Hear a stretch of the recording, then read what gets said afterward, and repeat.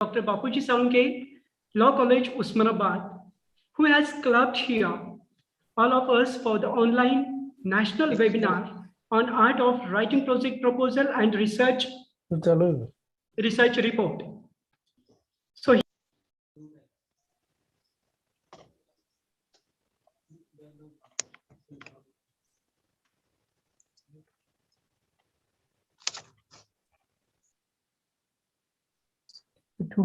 Ambedkar sir, not audible. Ambedkar sir.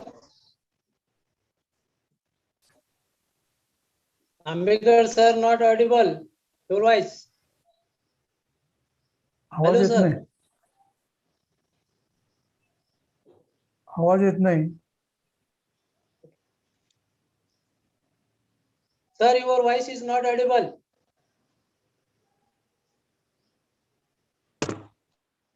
Your voice is not audible, Ambedkar sir. There is internet problem, sir. I'm starting. Okay, carry on. It's my immense pleasure to extend to you a very warm welcome on behalf of Dr. Bapuji Salunke, Law College, Usmanabad, who has clubbed all of us for the online national webinar on art of writing project proposal and research report. So firstly, I welcome to Honorable Chief Guest, Principal Abhay Kumar Salunke sir, Executive President, Shri Swami Vivekananda Shikshan Samstha, Kolhapur. Welcome, sir, in this online webinar. Next, eminent speaker present here for the online national program. Next, welcome to eminent speaker, Professor Karisidappa CR, Emeritus Professor, Library and Information Science, former Ambedkar sir, एक minute कागद थोड़ा खाली घ्या. Yes. Faculty of Social Science, Karnataka University, Dharwad. So welcome, sir, in this online webinar. And next, all the participants are welcome. Also to all the participants, those belong to various respective 10 states, Madhya Pradesh, Goa, Gujarat, Nagaland, Tamil Nadu, Karnataka, Kerala, Manipur, Delhi, and West Bengal. From these various states, number of participants are participated in this national webinar. As well as number of participants belong to districts, colleges, and esteemed institutions in this online national program. So most welcome in this national webinar program. Actually, the object of this webinar, those are the beginner and junior in the research area, research field. They don't know how to start and where to start, how to collect data and how to analyze that data. With this problem they are facing generally in the formulation of the PhD research proposal as well as minor and major research problem. So this object or this subject we have to consider, and our principal has given permission to organize this program. Actually, in this session, Professor Karisidappa will discuss with us regarding to the how to write introduction of the research proposal as well as project proposal. Okay, how to formulate objectives, hypotheses, what is meant by research design and research methods. All these things that will be discussed with us in these 2 sessions. So next thing is I would like to request here Professor V.G. Shinde, Principal of Dr. Bapuji Salunke Law College, Usmanabad, to give principal remark. So mic is over to you, sir. Principal, sir. Please start. Thank you, Ambedkar sir ji. Yes. Good morning and warm welcome to one and all. On behalf of Sri Swami Vivekananda Shikshan Samstha's Dr. Bapuji Salunke Law College, Usmanabad, heartily welcome to all participants. This law college is one of the pioneer in the time to time conducting number of various social programs and activities. In that context, today we are going to organizing a one-day online national webinars in the topic of art of writing project and proposal and research report. I heartily welcome one and all participants and distinguishes especially Today's speaker is eminent. Join us with eminent professors Kari Siddhappa CR, who was enjoyed as Director of Academic Staff College and Dean Faculty of Social Science, Karnataka University, Dharwad. We are honored to have with us today our respective Sanstha Executive President, Sri Swami Vivekananda Shikshan Sanstha, Kolhapur, Honorable Principal, Sri Abhay Kumar Ji Salunke Sahib, our Sanstha Regional Head, RP College Principal, Sri Jaisingh Rao Ji Deshmukh, our former Principal, Dr. B.H. Chaudhary Sir, and Dr. S.R. Katari Sir, and my dear all former and current colleagues. I also welcome to respective all members and teaching, non-teaching staff of Sri Swami Vivekananda Shikshan Sanstha, and also welcome to teaching and non-teaching staff of PG Department of Law Faculty of Dr. Baba Sahib Ambedkar, Marathwada, Aurangabad, and also welcome to parents, students, family members of my law college Usmanabad, and all my dear friends and all Indian participants. Today webinar is on important topic, art of writing project, proposal and research report. Entire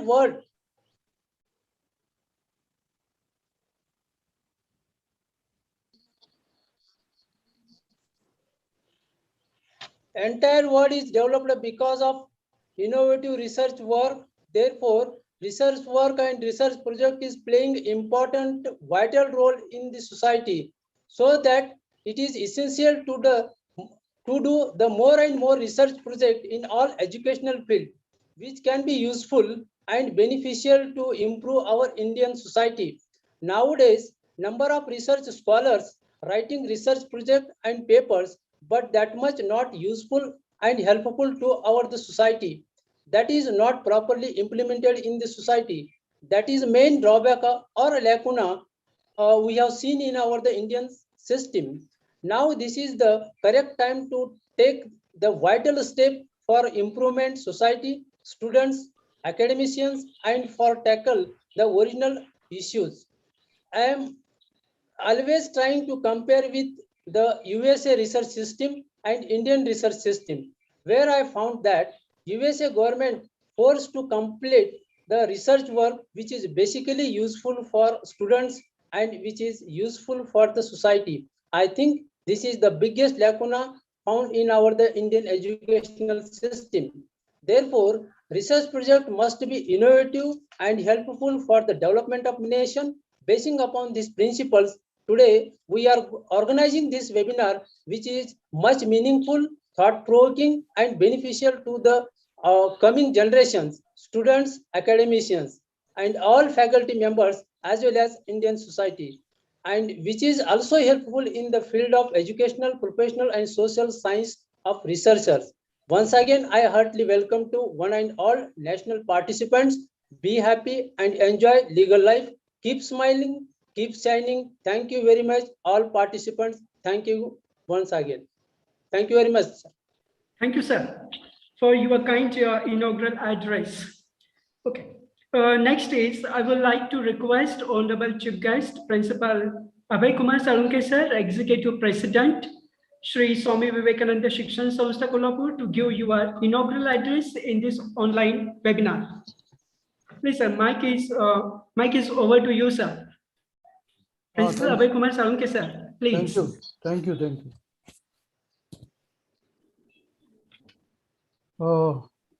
Shri Swami Vivekananda शिक्षण संस्थेच्या ऐकू येतं का माझा आवाज? Yes, sir. If you don't mind, I will speak in Marathi. No problem, sir. We are Maharashtrian, so no problem. Okay, For Marathi. you will follow my language.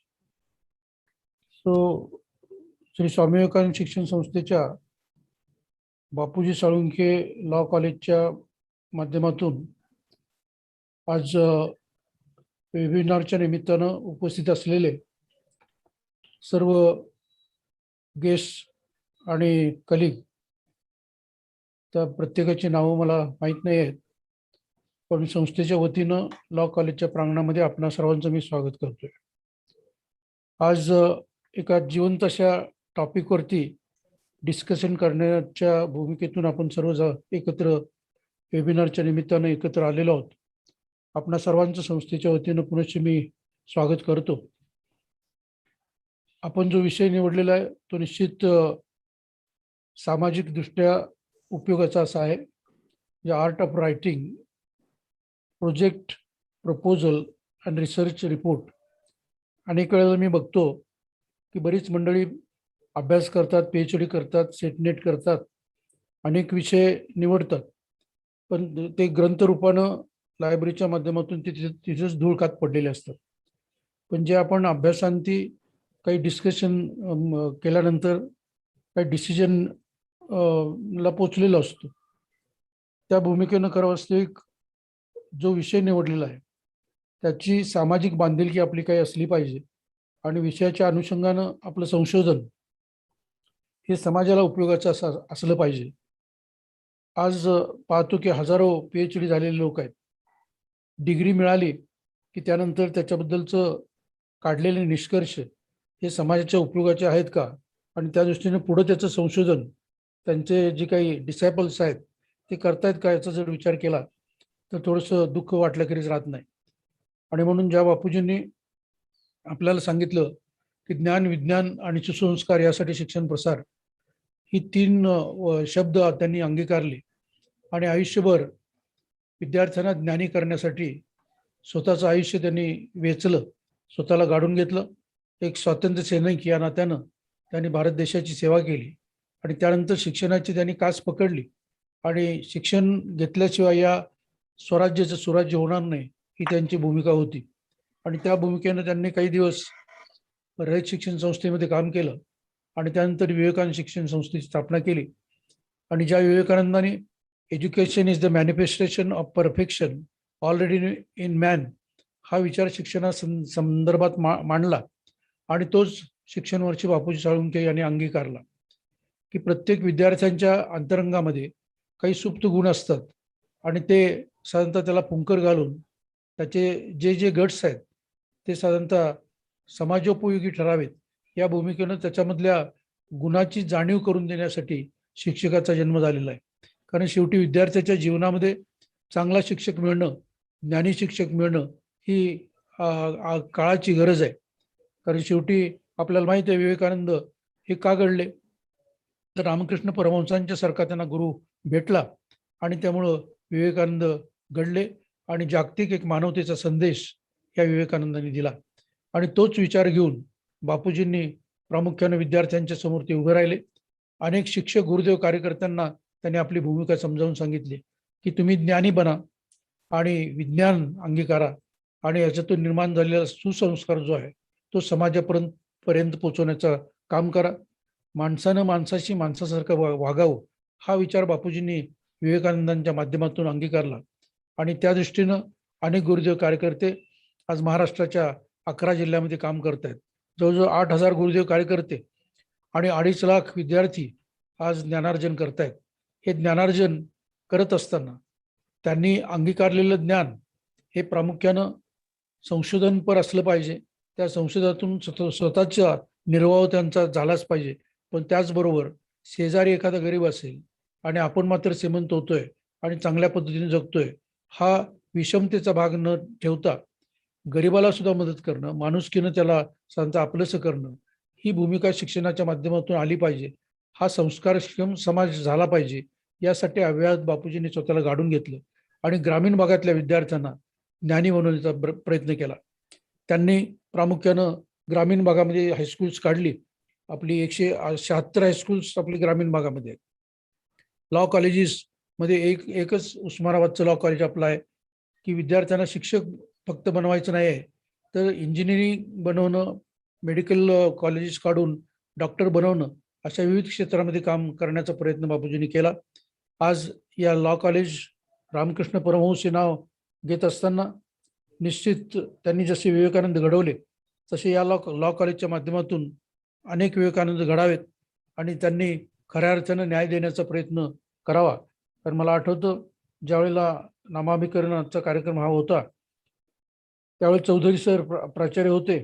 Chaudhary आज आहेत की नाही मला माहित नाही, आपल्या समोर तरी स्क्रीनवर मला दिसत नाहीत. आहेत का? नमस्कार. नमस्कार. चौधरी सर नमस्कार.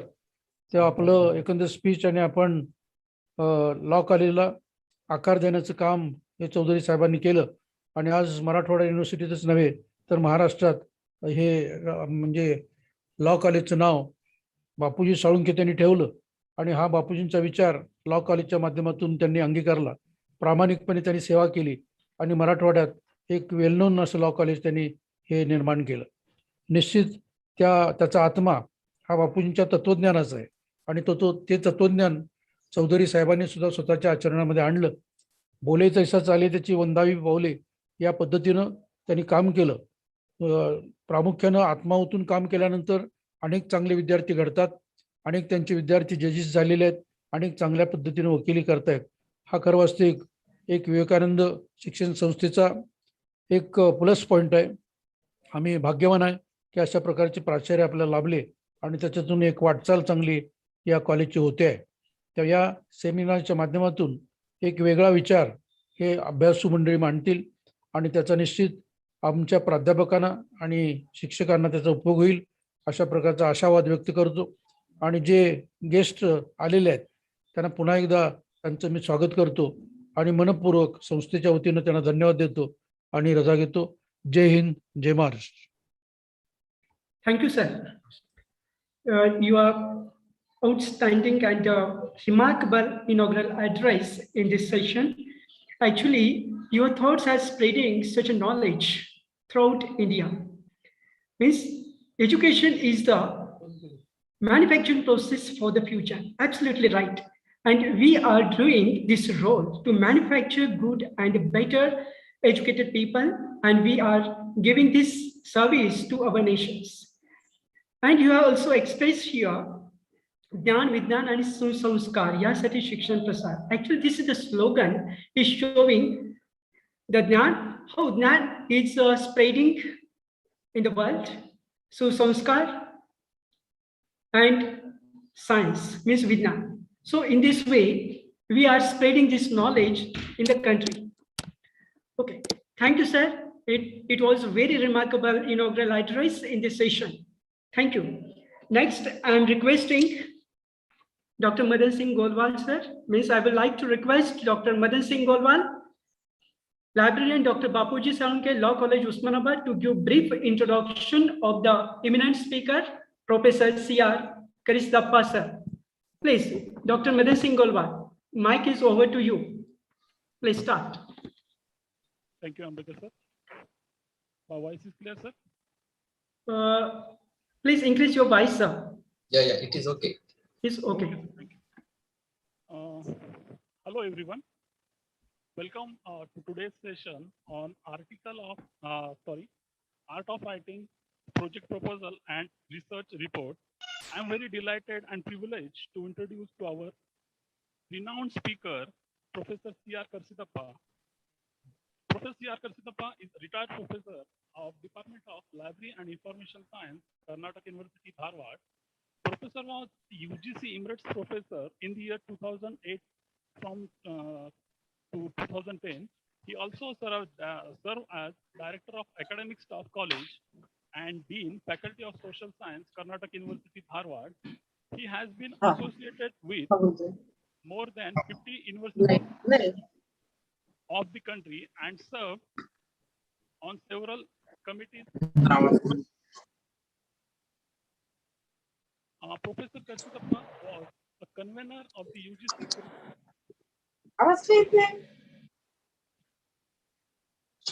Hello, Rahul sir. My voice is audible. Am I audible, sir? Yeah, audible. Okay. Professor Karisdappa was the convener of the UGC Curriculum Development Committee on Library and Information Science and completed the UGC model Library and Information Science Nirmala Borade, please unmute yourself. Mute yourself. in the year 2001, which is very in majority of the Indian universities. The committee was suggested a 60+40 approach practice.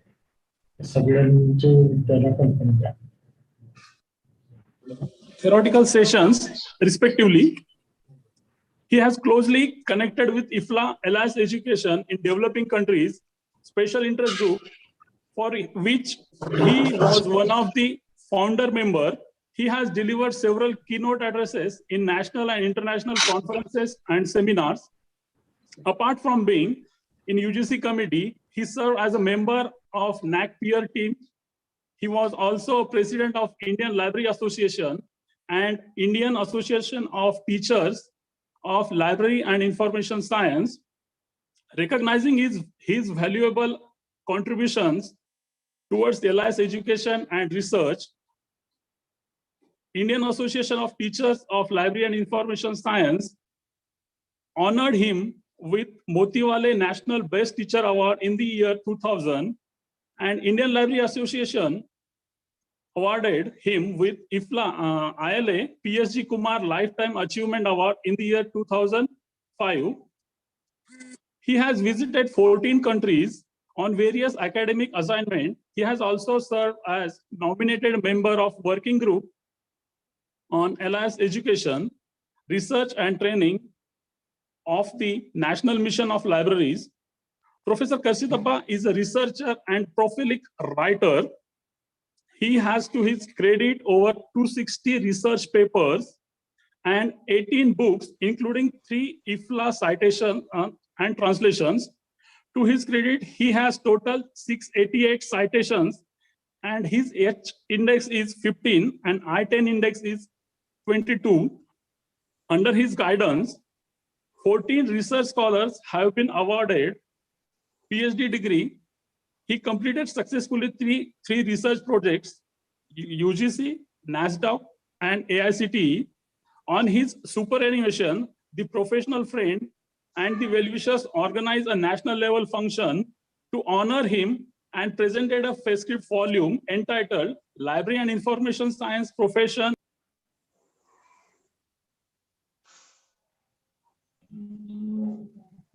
Are well known. He has a wide network of students, researchers, professionals, experts, friends, and admirers. Being a humble teacher, sincere researcher, and a committed professional, he has carved his own image in the LIS teaching and research. We love to hear from Professor C.R. Karsitappa, sir. I humble request you to, sir, kindly start the session. Thank you, sir. Thank you, Madan Singh Golwal, sir, for better and brief introduction of Professor C.R. Karsitappa, sir.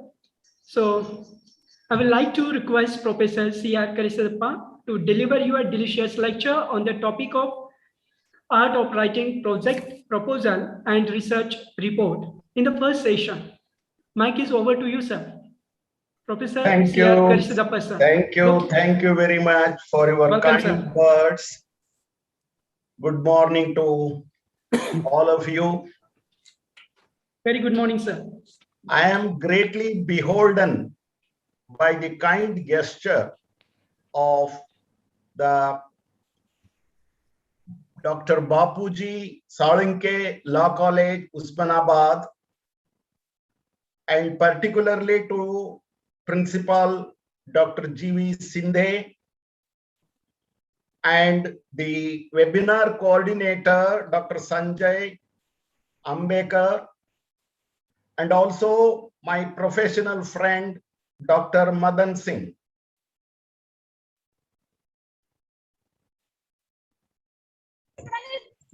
Honorable Chief Guest and a distinguished Executive President, Shriman Abhay Kumar Salanke ji, learned faculty members of the Law College, teaching fraternity joining this webinar from all over the country, my dear students and fellow teachers. I am greatly honored to be the part of this national webinar. Nowadays, we are seeing that there is an increased awareness about the research programs, research ethics, publishing the research output, and many other things. Particularly, 21st century has brought drastic changes in the totality of creative activities and particularly producing the scholarly communication. During the past 1 decade, we are observing there is a meteoric growth in conducting the programs to create research awareness among the researchers, faculty members, research guides, and also the students who are aspiring to do research. This is a very healthy sign. In this context, I would like to present before you the Indian higher education scenario. Over the last 2 decades, higher education system all over the globe is changing very fast. India is enjoying the demographic dividend because it's 65% of the total population is of the age group 35 years.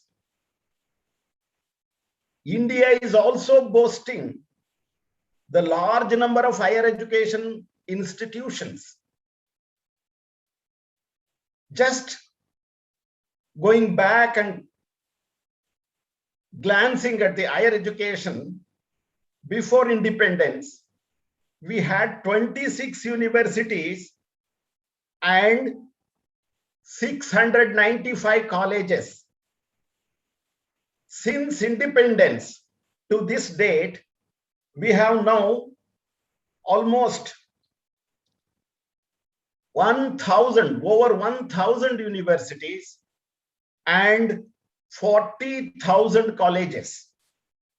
Means there is a 40-fold increase in the universities and 57-fold increase in the university, 57-fold increase in the colleges.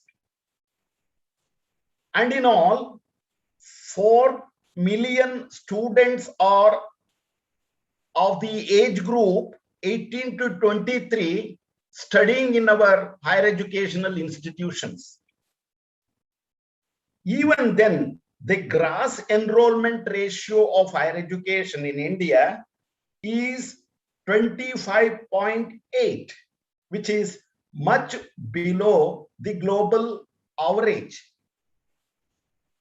All our efforts, the educational policies, educational administrators, the governments, from time to time, enduring to increase this gross average point, enrollment point, and all are keen in doubling this average in the near future.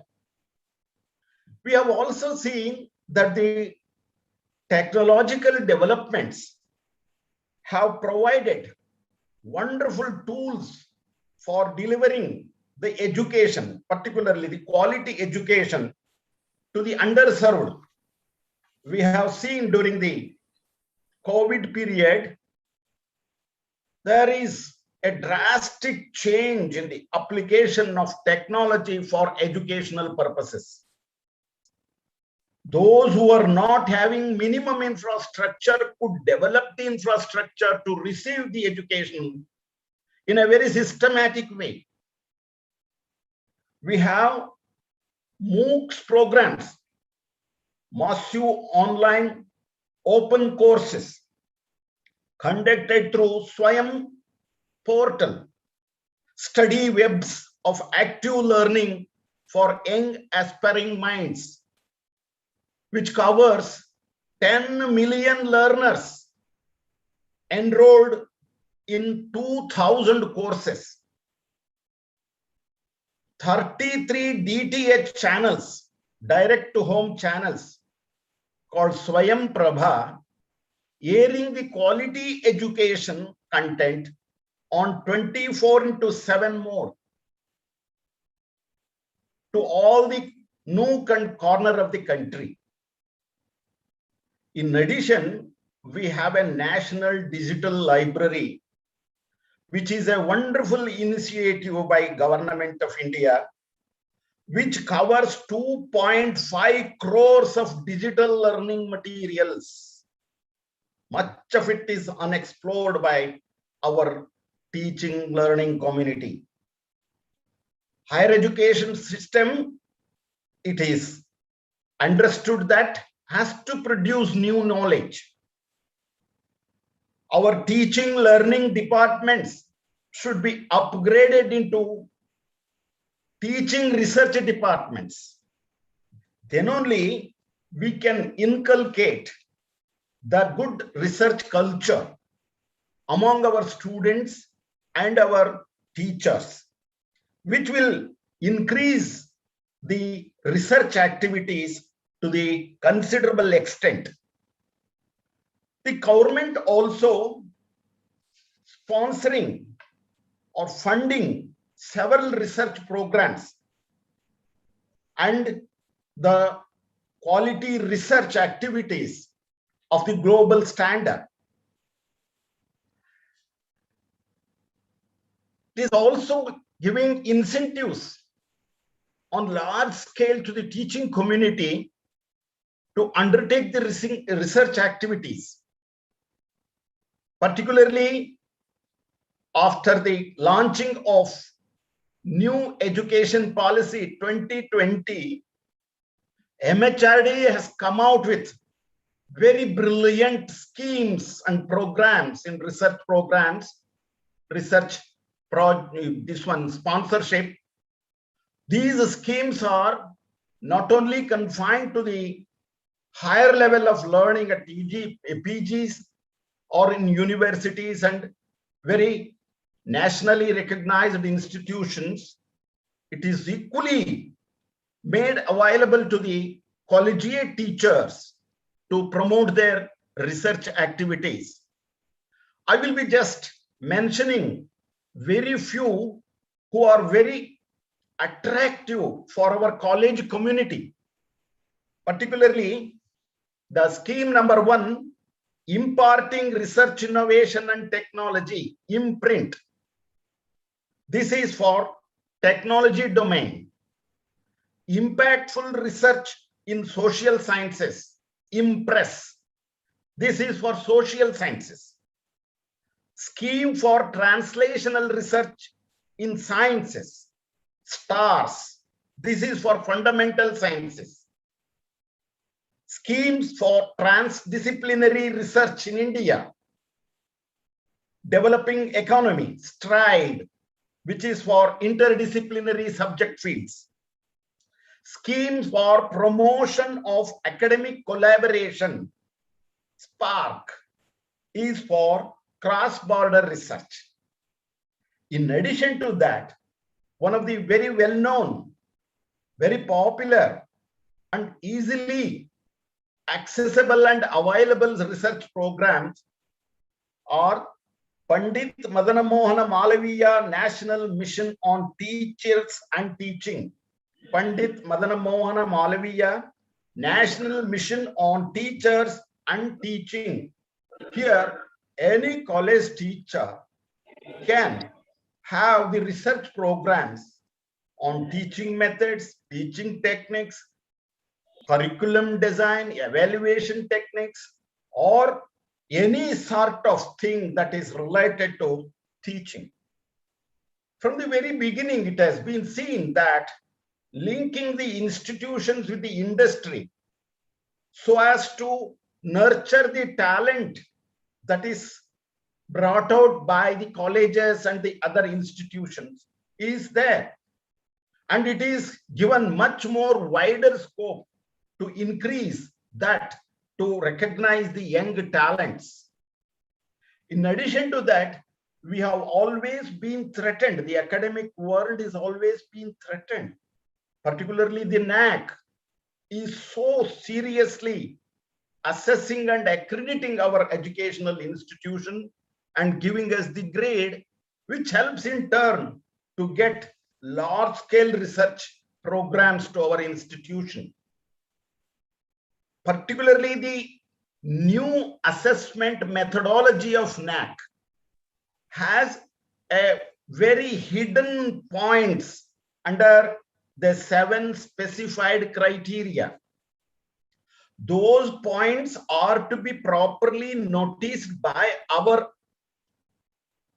team of experts in an institution while preparing the NAC self-study report.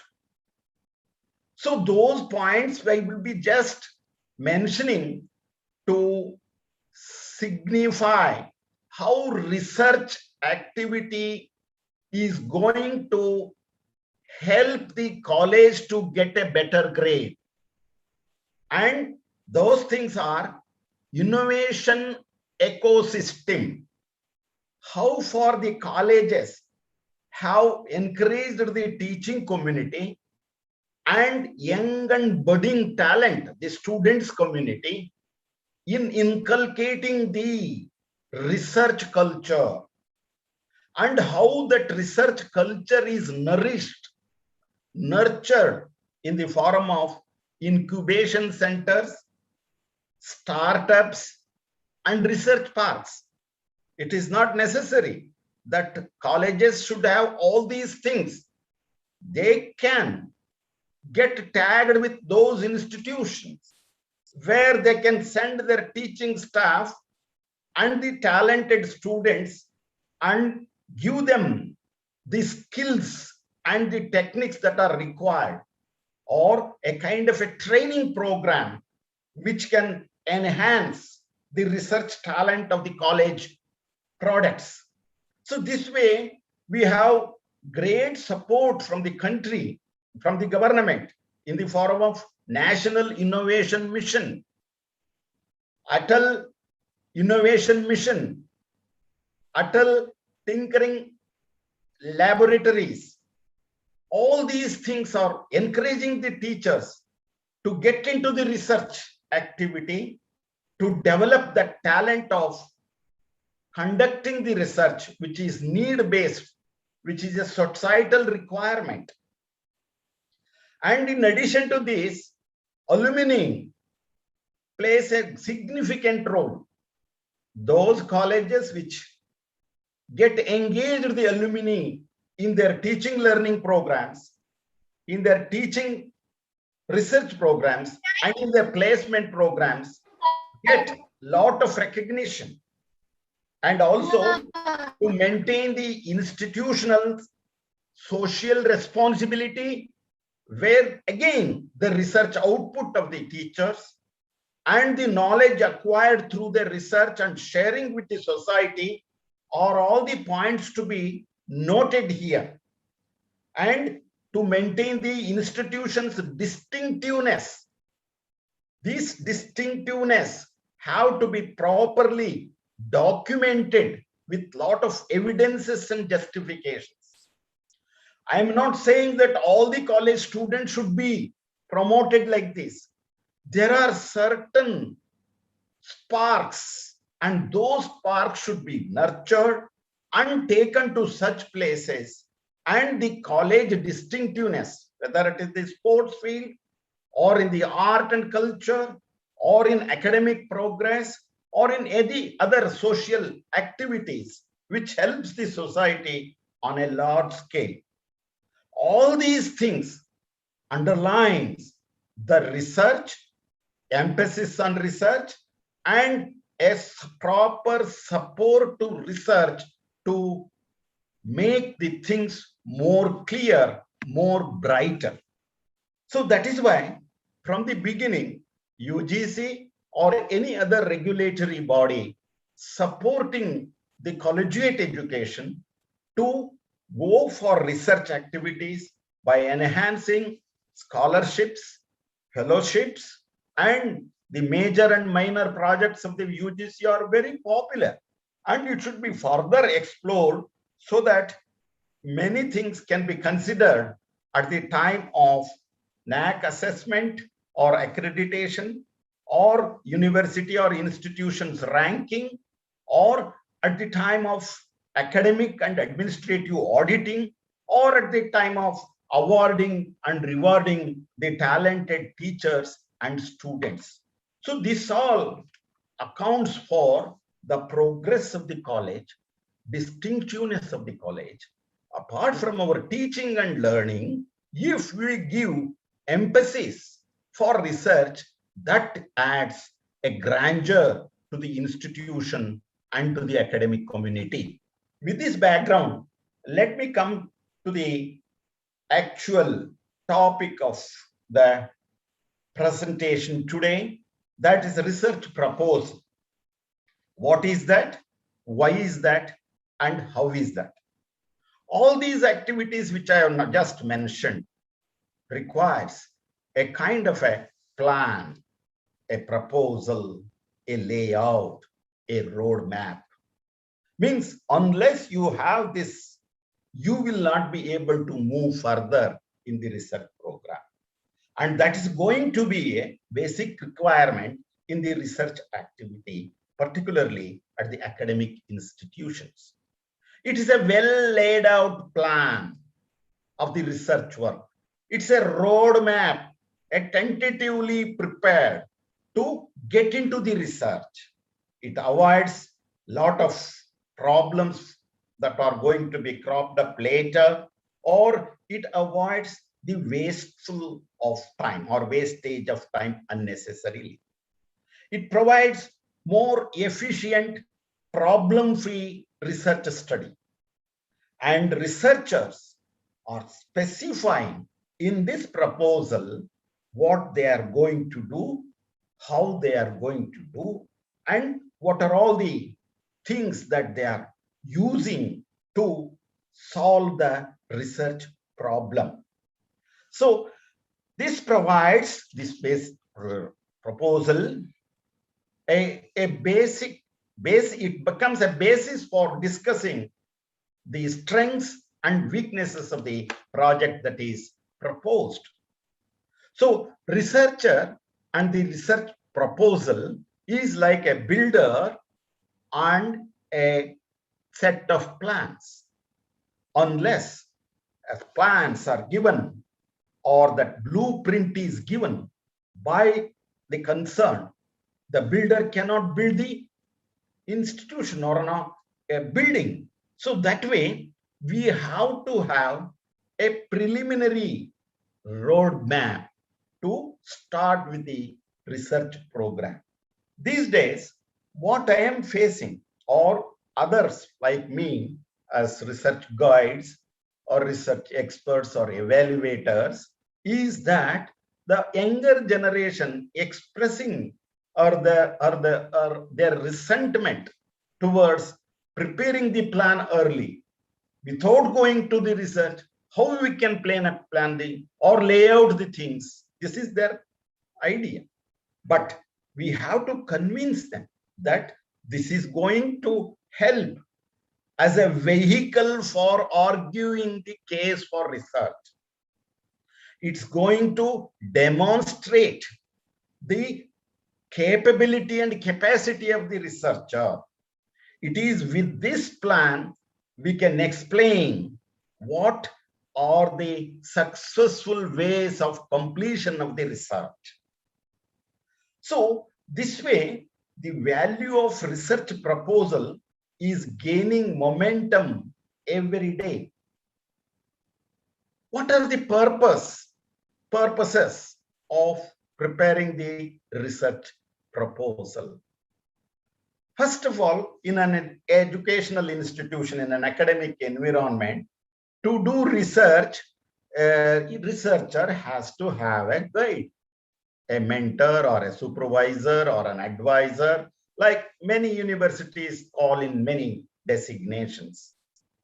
So that supervisor, to accept a researcher, he wants to know whether the student or the researcher is having minimum knowledge that is required for starting the research.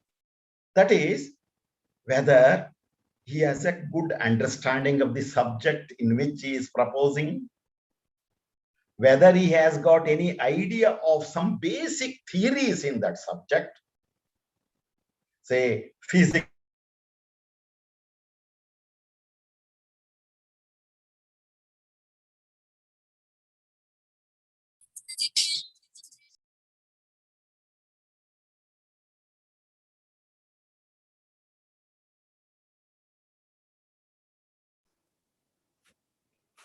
Sir, I think you. Hello. Hello. Sir नेटचा Rahul issue sir, आहे तुमचा- त्यांच्याकडे. हा नेटचा issue आहे त्यांचा. सरांचा net हा.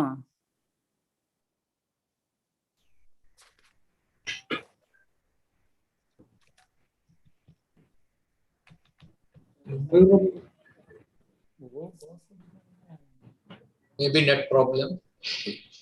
तर त्यांना कॉल करा वाटतं सर.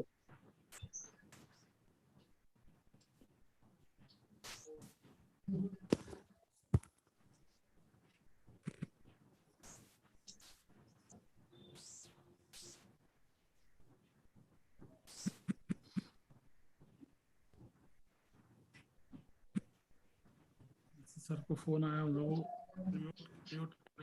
बदन सर वरला कॉल करा. Internet issue. Yes. Okay. Thank you. Thank you, sir. Yes. Yes. Okay. Thank you.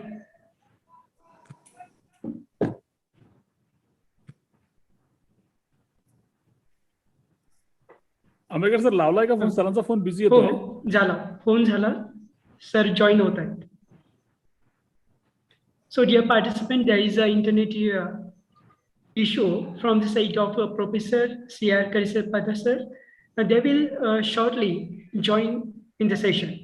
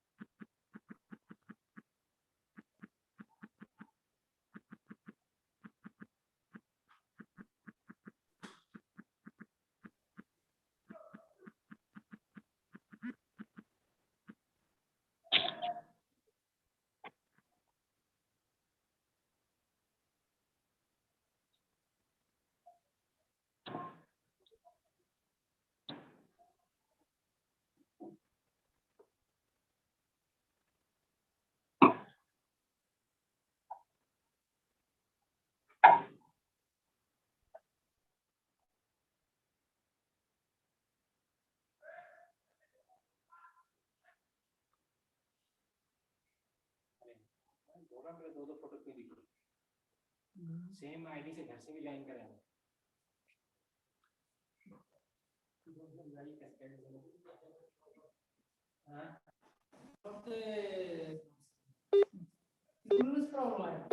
नाही त्या सरांचा प्रॉब्लेम आहे आपण नाही. त्या सरांचा problem नाही.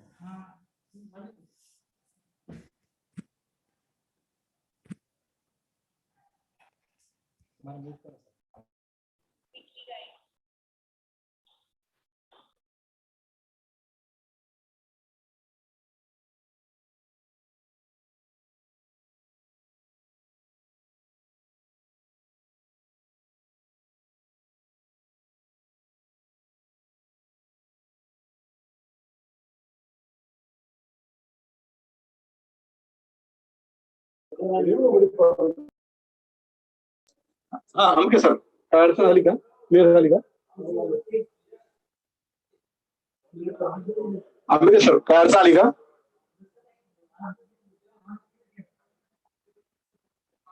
हॅलो सर, हा सर काय अडचण आली का त्यांच्याकडून त्यांना इंटरनेट इश्यू प्रॉब्लेम आहे. बस सर मोबाईलवर जॉईन व्हायला सांगा त्यांना ते मोबाईलवर जॉईन आहेत सर ते, पण बहुतेक कॉल वगैरे काढला असेल त्याच्यामध्ये डिस्कनेक्ट झालं त्यांचं. हा त्यांना पुन्हा जॉईन होण्यासाठी प्रॉब्लेम येत नाही. कॉलच आलाय ते डिस्कनेक्ट झाले 2 मिनिटात जॉईन होत आहेत ते 2च मिनिटं. Okay sir okay sir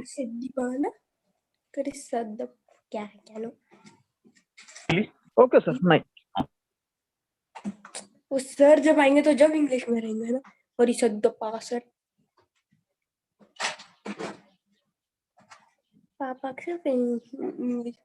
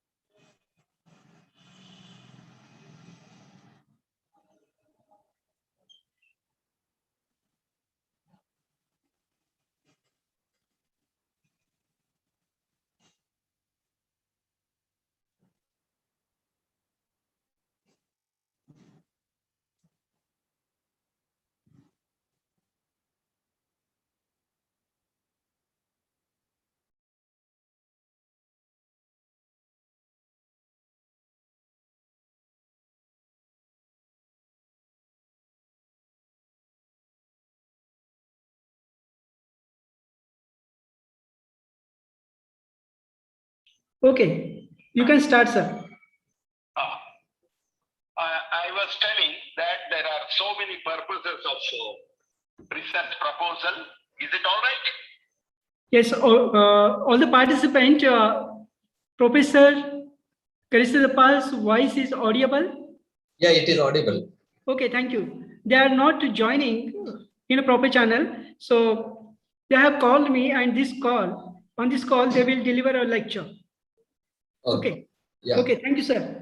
Please, to be continued. Hello, sir. Please continue.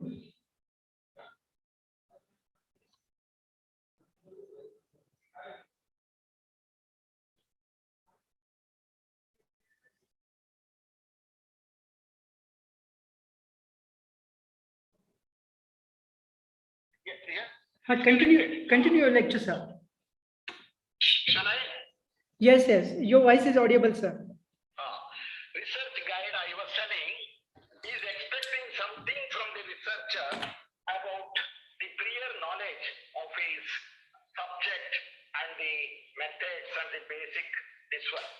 He also would like to know from the student or the researcher what else he is having in his mind as far as approaching the research topic is concerned.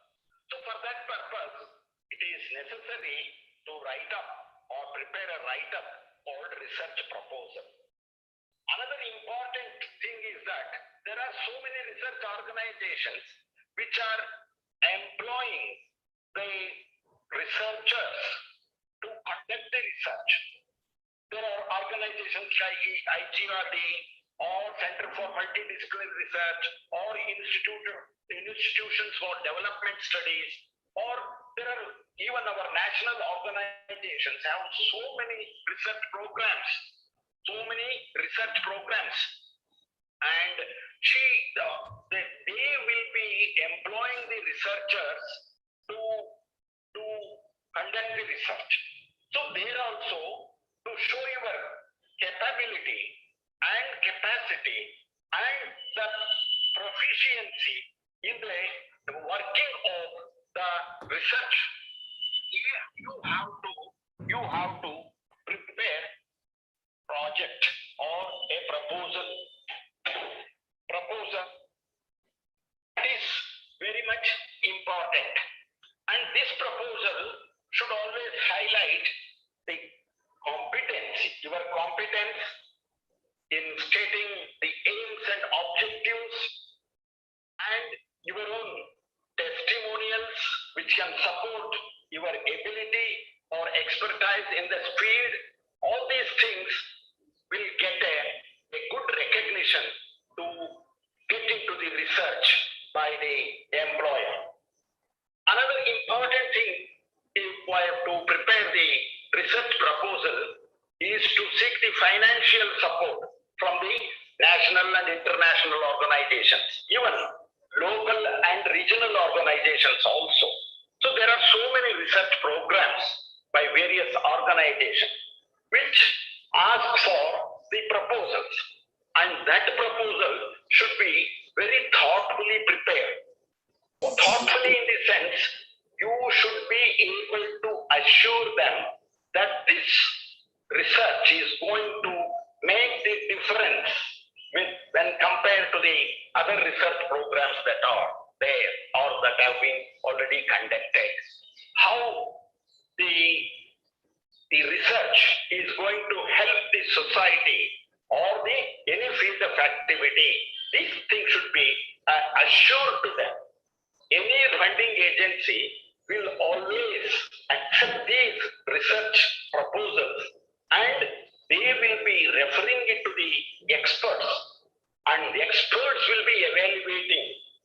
While preparing the proposal for funding agencies or seeking the funds from the organizations, researchers should be very careful about the evaluator's expectation, what they normally expect in a proposal, and your proposal should be convincing as far as utilization of the funds that are going to be or expected to be given. So how best the things can be planned? You have to, or researcher has to, take care of the earlier studies and what kind of recommendations these earlier studies have made and what kind of hint these studies have made to continue that research or to work in a deviated direction so as to reach the best of the best results. So he should have sufficient evidences to prove the worth of the research for which he is asking the funds. And also what value this research can establish and how the institution can benefit with the work. It's all a kind of a planned things has to be placed before the organizations which are going to give the funds. Then the research proposal is also prepared to establish or to demonstrate the competence of a researcher. How familiar he is with the research activity and what are all the researches he has already done and how best he can complete this research to the expectation of the evaluators or experts. In such a situation, the researcher has to add the certificates or the work done or the publications that are there. All of these things should be briefly mentioned so that they can be convinced with the competence of the researcher. Then the basic planning and managing the research is possible if the proposal is there on hand. In this sense, the research programs which calls for a group activity, which calls for involvement of many experts to work on a particular problem. There will be different expert groups and to manage them, to allot them the work or to get them the work, all these things should be briefly planned and mentioned there so that the reviewers can understand what actually you have in mind. So the research proposal always indicating such situations the phase of work that is done in different phases means fixing the time and working with the time and completing the project within the given time. So these are all the certain preliminary things that a researcher has to have in his mind while preparing the proposal. Hello? Hello, sir. Please continue. Yes, yes, we are able to hear, sir. Please continue. Now, coming to the important aspect of research proposal is the structure of the research proposal. How normally does research proposal be? The research proposal is in the context of a sponsored research activities. There will be a specific proforma, and that specific proforma will be having so many columns. In each column, there is a kind of a test of a researcher as far as his ability is concerned. And whatever the answer or the note you have to write there, you have to be very careful and you should be able to plan in prayer and then write there. So in that fixed proforma, you have to fill in and give. What I have done here is for your advantage or for your understanding, the generalized proforma is prepared. If this generalized proforma is properly understood you can fit it into any kind of fixed pro forma, whether it is from the DST or from the UGC or from the CSIR or from the ICHR or from the ICSSR or from DRDO or from any other organizations, that can be very easily done. My idea is that this general pro forma, which I am going to tell you now, will be able to give you the information to fix the information into that pro forma. Generally, the pro forma will be first the title of the research. Title of the research problem should be as precise as possible. At the same time, it should be self-explanatory. One should not limit to few words while stating the problem. You can use the words, but each word is very cautiously used. It should indicate the nature and scope of that. It should be concise enough to refer throughout the research. So the title carries a lot of value. If the given title is not able to express what you wanted to state or what you wanted to aim at, you can extend it with a small subtitle or giving a sharper focus to the main title, so that you will be very clearly specifying what is your research approach, what is your research problem. Then comes the introduction or the background. It is a substantial section. This should be as brief as possible. Of course, depending on the type of the research or the nature of the research project that you have imagined or planned.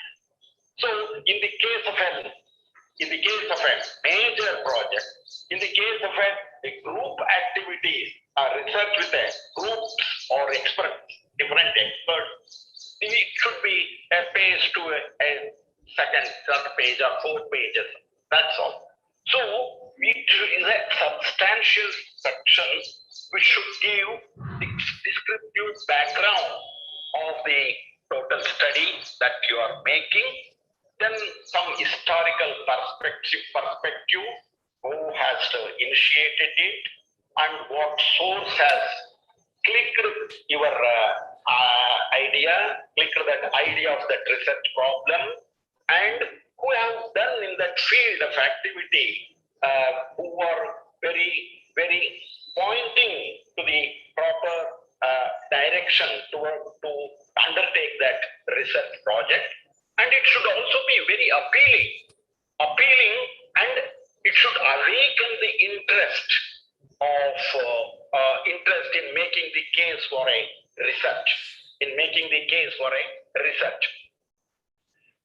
Then it also should demonstrate the awareness of related studies briefly, not in a large scale, because later while writing the report, you will be having a separate chapter for that. So briefly, the very significant studies have to be mentioned, and also the introduction should differentiate at the end how this work is going to be different from other works.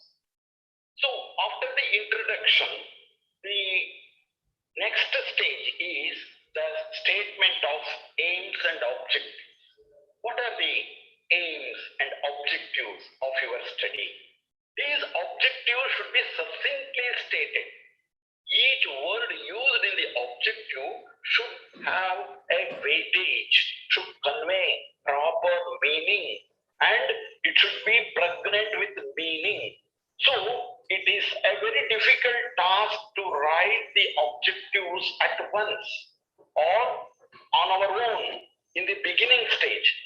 There we have to seek the help of the elders or fellow researchers, those who have already endured in this respect. You should share with them very freely your raw ideas, and they will be able to guide you or give you a hint to refine your objectives so as to suit the purpose. The objectives should be nice, clear, unambiguous statements which can encapsulate what the research is about, why research is necessary, and what is setting out to achieve has to be clearly implied in our objectives. Then next stage is the statement of methods. What are all the methods? Research has to take into consideration the collection of data, the analysis of the data, and you should select the methods among the available methods or set established methods. And you have to be very wise enough to select the method that is guided by the literature that you have scanned through or the earlier works you have scanned through. That will give you from time to time an idea for a research of this sort. This method is suitable and that you can select. It may be a method of questionnaire method or a case study method or a scheduled method or an interview method or such observation methods. All these things should be properly analyzed and proper justification of selection of the method very briefly should be mentioned there. If particularly in sciences, sometimes the experimentation makes or takes care of everything. In addition to that, the observation has to be there, discussion has to be there. So also in social sciences, not only one method, there are so many other methods required for a particular research work. So we have to justify why we have selected more than one method and how we are going to deal with that. These things should be properly mentioned in the methods statement of methods. Method for collection of the data, method for analysis of the data. Then the researcher should fix the framework. Research should be conducted within this very particular time frame, because research is a time-bound activity. It should not exceed the time. If it is exceeding the time, means the data that is collected becomes outdated. We have to be very careful in collecting the data, consolidating the data, and processing that data, and then evolving something like result or the findings or necessary. So it should be done within that framework. So researcher has to divide the totality of the activity in different phases. If the research is to be completed by 3 years, within 3 years, then what is the time required for collection of the data and procedures and methods and etc. Then after collection of the data, what are the methods that are applied for analysis and how much time it takes. Sometimes it is done collectively, it is done independently, it is sometimes using technology or the softwares that are relevant to that. So how much of expertise you are making, considering all those things, the phase-wise time allocation has to be very specifically given. Then when the statement of time scale is given, then another stage, sixth stage is statement of who will do what kind of work. If it is a group activity, it's a team activity, then there should be an allocation of responsibility for each and every expert in the team. And that should be specified very briefly. And this allocation should always be followed by the kind of certification or justification in the form of their brief CV or a certificate or a testimonial like. So that will add to the the expertise or the competence of the research work. And it is also in some cases, in the proposal, researcher has to suggest for the advisory committee which can supervise the whole activity. There, if the team activity is there, right from the research worker in the field to the person sitting there and monitoring the whole thing, there are certain advisors who have been doing that work for a long time. They can identify the fault, or they can appreciate if something new is emerging. They can also encourage the workers in such a way that the timeliness is maintained in the research activity. So, advisory committee and what type of advisors you have taken and information about it should be enclosed to this research proposal. And the last item of the research framework or proposal framework is the budgeting. Budget means the how much money or funds you require for that, and that should be properly allocated in a specified budget heads. Each budget head should be properly thought and planned, because every funded research project is going to be audited, and auditors are the very serious people who inspect the expenses in a specified framework. They have their own rules and regulations, and a researcher has to be abide by such rules and regulations. So the projects of having lot of funds should be planned in such a way, covering all those expenses under different budget heads like salary and wages, personal costs, and fringe benefits, or the costs of contractual services, consultancy services, or the space, if it is to be hired a space for the work. When we work in several groups, we have to have a space for that, and if the space is hired, and then the other office materials, rentals, all should be, and equipments also. Sometimes institutions may not be having the required equipments, so equipments have to be purchased. For that, a plan and the travel has to be undertaken for collecting the data, for meeting the experts, or meeting the respondents, or observing certain situations in life. In all respects, lot of expenses are involved, and that should be properly planned and budgeted under the proper budgeted. There are also materials and supplies which are useful for office consumables, and then materials, items which are office supplies. So we require a lot of things like the pen drives or so many other things we require, and miscellaneous expenses are all should be included in a proper budget head. And then indirect costs. Yes, am I available? Yes, sir. You are audible, sir. No problem. Thank you. Please continue, sir. Then the indirect costs, which are not coming in the direct this one.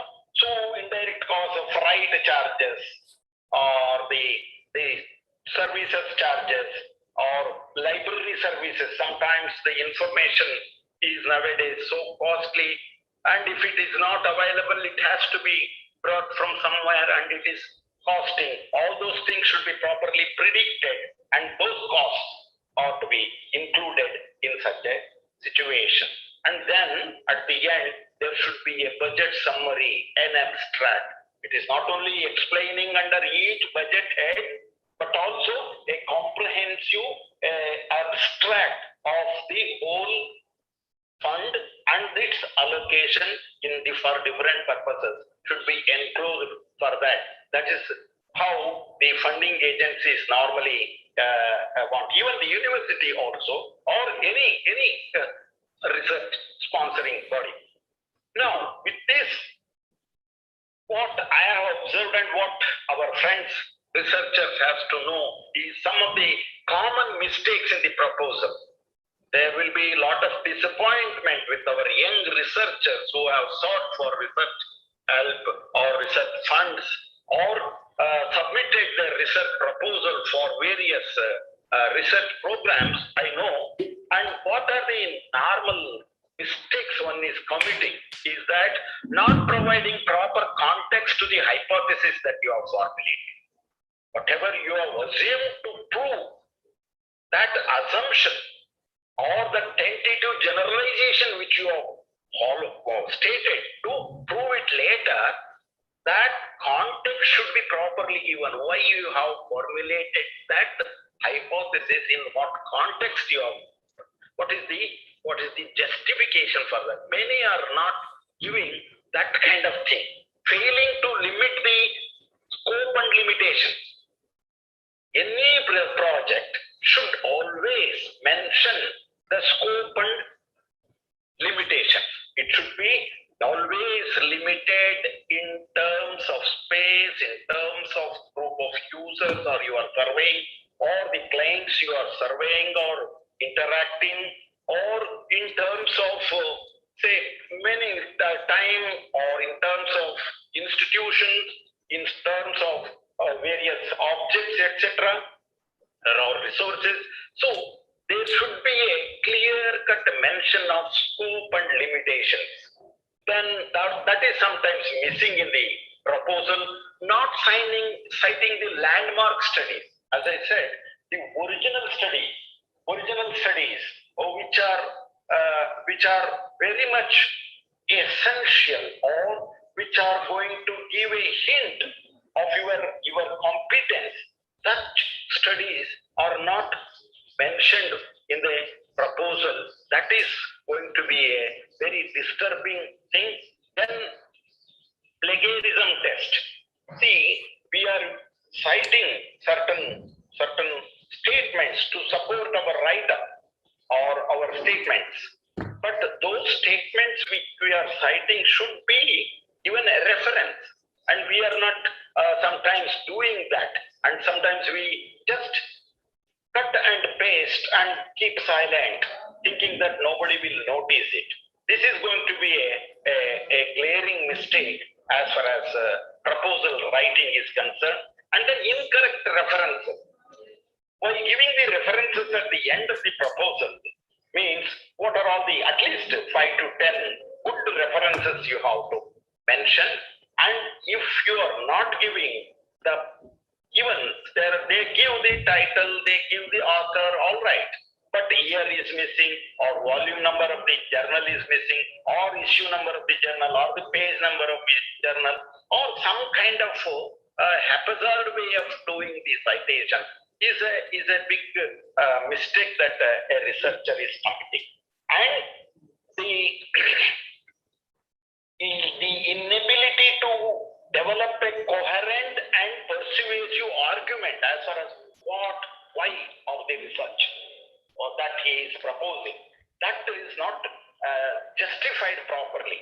Just lightly it has been written like that, or too much of details, or too much is written on the unwanted things or minor issues, and very little is written on the very specific issues which is required or which is going to be considered. That is another, that imbalance is always a point that we noted.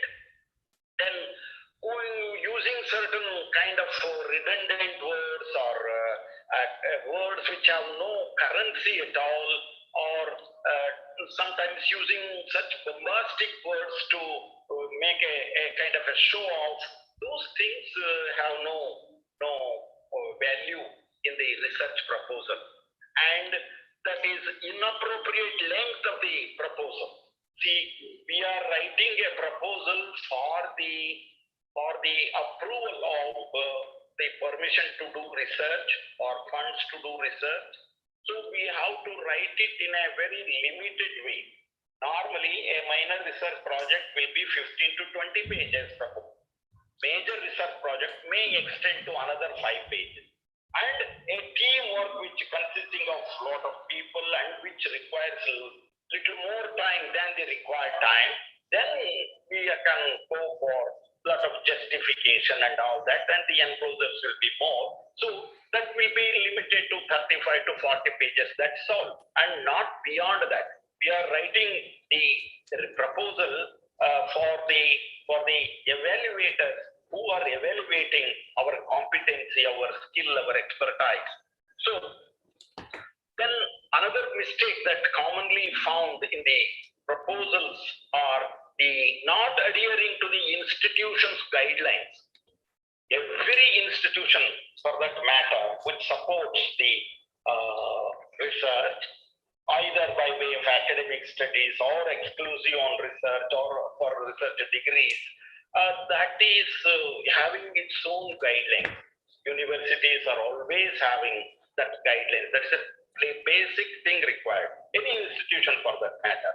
Certain times the institution's framework or guidelines are not properly followed. That is the thing which is observed very commonly as far as the mistakes in the proposals are concerned. To write a good research proposal, there are some tips. What are those tips? Know yourself well, means you must be confident enough what you are, what knowledge you have, how depth knowledge, intensive knowledge you have, whether you can sustain the future.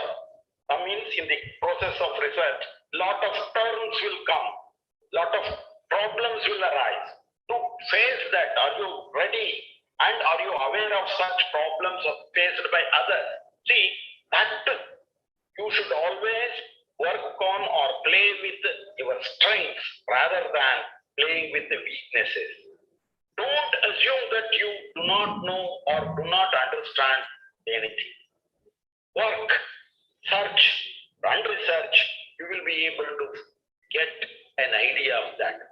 More you concentrate, more you involve in that work, will naturally give you strength to face that situation. Know the program from which you seek the support. What is that program? Whether it is a declared program on biodiversity, on global warming, or public health and hygiene, or an ecosystem, or environmental protection. There are certain areas which calls for different expertise and different there you have to be very clear with your subject background, with your available resources. What you have to do, your job is to find an appropriate program for a research support. Never submit a proposal to a program if you are not certain. Simply for application or applying for the program, we should not apply. That's going to be very dangerous. Then read the program announcement very thoroughly. When programs announcement, there are so many special activities, special terms and conditions. Those things will be very carefully studied as far as the completion of the research proposal is concerned. Read the announcement, means that call for research proposals very carefully for what it says, not for what you want it to say. Very carefully you have to say and understand and then apply and formulate appropriate research objectives. Research objectives, don't take liberty of writing on your own and putting it. Try to seek the advice of the fellow researchers, seniors or experts nearby, and seeking their expertise, then you can reformulate your proper objectives, which fetch a lot of recognition to you. Remember, proposal is not a research paper. Do not spend many pages. As I said earlier, too much of writing on the proposal is not valid, and you have to be limited to, or it should be limited to certain pages only. So frame your proposal around the work done by others. Every research is not going to invent a new way, but you have to take the help of, or you have to take the ideas from already done work, and from the basis research should be developed, or the proposal should be developed.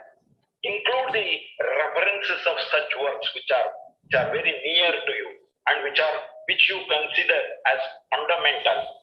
If possible, mention, as far as this one is concerned, mention the benefits of the research work that you are going to propose. What are the social benefits, institutional benefits, academic benefits, and how best it is going to give way for further research. Also keep an eye on grammar and spelling. Though it is a very small thing, and sometimes it is irritating also when we say grammatically correct, spelling is to be very carefully done. Researchers will look with a different face, and they become angry also sometimes. But it is more important in a proposals, research proposals. Every bit of it is very systematically examined by the evaluators. So the research proposals are not, or are graded not on grammar, but still we have to be very careful in looking at the grammatical mistakes and spelling mistakes and other things. Take care of the format. What format is normally suggested by an organization, whether it is an institution or research institution or academic institution or a professional body or a professional association, whatever the things is. There you have to keep in mind the frame, a clear-cut framework of that, the format of that. This one means it should be easily readable, and then fonts should be very clear and give the generous margin and make the proposal pleasant reading experience. Remember, you are writing a proposal to reviewers, that I am hinting again and again. So that is going on, means you have to be very careful. It should read like a very simple story like, but it should also hit at the major points. And it is necessary a researcher should also know the reviewing process, how proposals are reviewed and how they have been sanctioned, and all that has to be properly understood by the researchers. Then proofreading is also at the same time very important, proofreading of the written matter in the proposal, and then submit the proposal on time. This is one thing many of our teachers in the institutions, colleges or universities are not maintaining. It should be on time. There should no question of asking for concession or extension or something like that. The programs are all fixed programs. You cannot change that at any time. So again and again asking for extension creates a different opinion about you or about the institution. These things are the points to be noted as far as writing a good proposal is concerned. Then characteristics of a good proposal. What are the good characteristics of a proposal? Research demands that those who undertake it be able to think clearly, means without confusion. Clarity is the hallmark of the research, right, or proposal writing. Every word that we use should be first cleared by the researcher himself.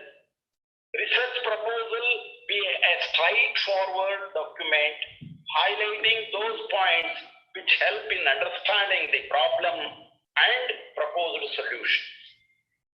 It should be well written. The primary purpose of the research proposal is to communicate clearly. It should be very clearly understandable. Then the language should be clear and precise. No question of using verbose or colorful words. And it should make ample use of headings and subheadings. Headings and subheadings. It should not be a one-page paragraph continuously. There should be a small para with a small heading. Heading and subheadings are very common in research proposal writing. And a general format of the total proposal should be attractive. It's not just a simple paper typed and given. No. Whatever you do as a proposal, it should reflect your culture, your neatness, your smartness, and your sense of putting the things in a systematic way. So entire articulation or laying out of the whole thing should be very attractive, and it should be neat and free of typographical errors. Then it should have adequate grasp of research and statistical tools. So this way, the things are done in the research proposal. The reasons for rejection of the proposal, why the proposals are rejected. So research proposal not conforming to the guidelines of the funding agency. Guidelines of the funding agency, every funding agency will be giving its own guidelines, and some of the guidelines are violated, are not considered, are not taken into account at all. Proposals which lack clear and explicit budget, and as well as original and new ideas. If the proposal is not highlighting the new ideas that is bringing out, that is going to be a problem. And superficial or uncircumcised writing is another point where the evaluators or experts will not be accepting that. Lack of knowledge of published sources as well as experience in research methodology. The very write-up should reflect your expertise in research methods and statistical techniques, if not to the maximum, at least to a little. So that is another thing, and uncertainty concerning the future directions of research. That is also a point for rejection of the proposal. This is how the proposal contains lot of things to be considered, and one has to take lot of keen interest in preparing this proposal and submitting this proposal. And as you know, there are so many funding agencies which are widely inviting the research proposals. So they have to be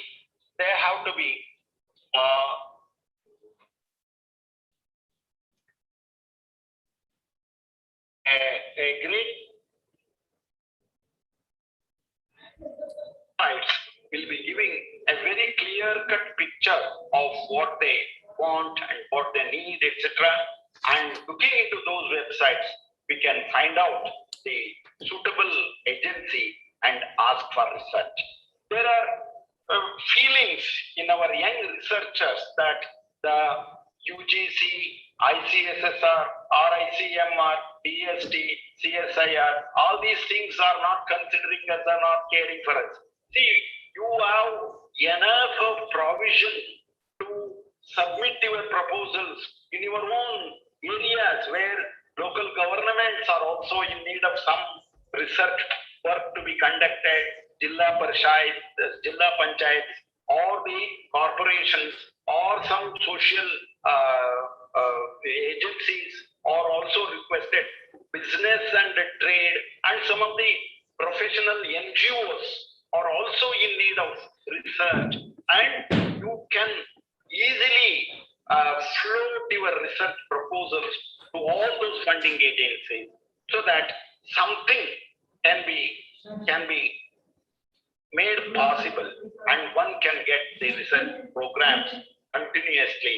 That will enhance the prestige of not only the teaching community, research community, but also adds an extra grandeur to the institution. So this is all what I wanted to share with you as far as research problem project proposal. Hello? Hello? Ambekar sir? Hello? Yes, sir, we can hear you. Please continue.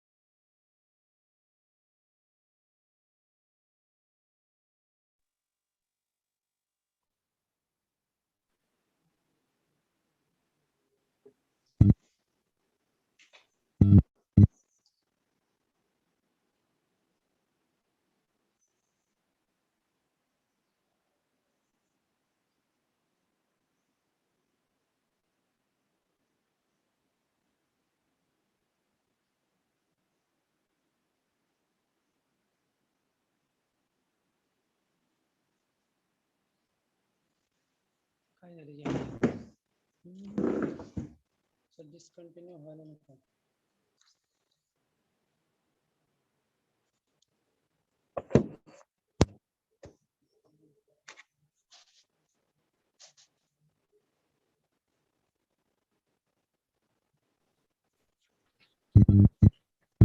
Sorry, interruption, sir. Now it's time for high tea. I request all of you to kindly assemble here before 1 o'clock. But because there is some technical issue and sir will be joined at 1 o'clock sharp. So all the participants are requested to join a second session at 1 o'clock. Thank you. We'll take 10 minutes break and after 10 minutes we'll join once again. Thank you.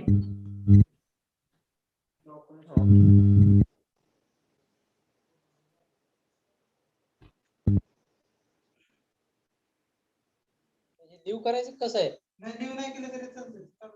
चल Is any queries from the participant?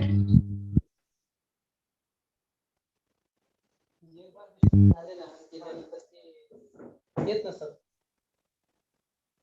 Hello, sir. Yes, please. Sir, hello.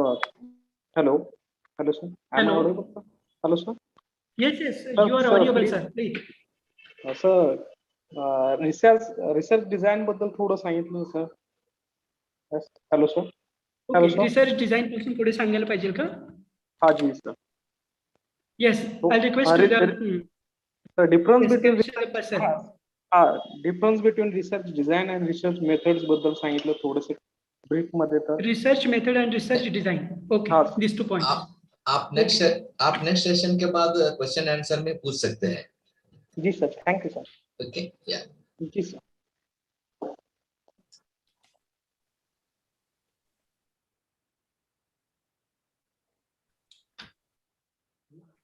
Dr. Veer, sir. हाँ sir. We will join at 1 o'clock, sir. Yeah, sure, sir. Thank you. I have talked Professor Krishnadappa, sir. Okay, sir. Yeah, thank you. I think now they have resolved that issue, net issue. Yes. The technician was come? came here and he will solve the problem. Okay. Yeah. I spoke to his daughter. So she is in office, but unfortunately he is alone at home. So, and he is not that much conversant with the technology. He needs somebody's assistance, but unfortunately today nobody is there. Yes. So, but anyhow, next session it will be shorter. Yeah. Yes. Thank you. Sir. Okay. Thank you, sir. But it was very informative, sir. Thank you for your. Yes, definitely. It is very informative. Yeah. Ask respected Karshidappa sir to focus more on data analysis. That is required. Yes, you can ask question after this session, sir. No problem. Okay. Thank you. Okay. Thank you.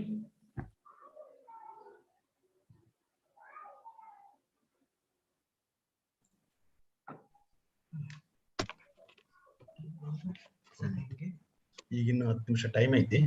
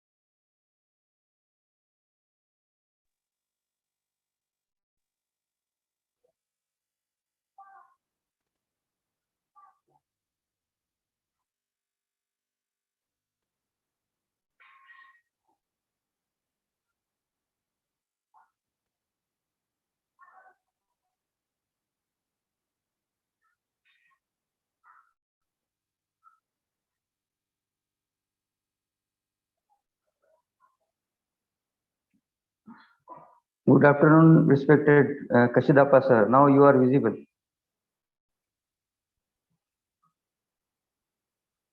Hello, sir. Sorry, sir. It's started now. I am on the system now. No problem. I hope it will be.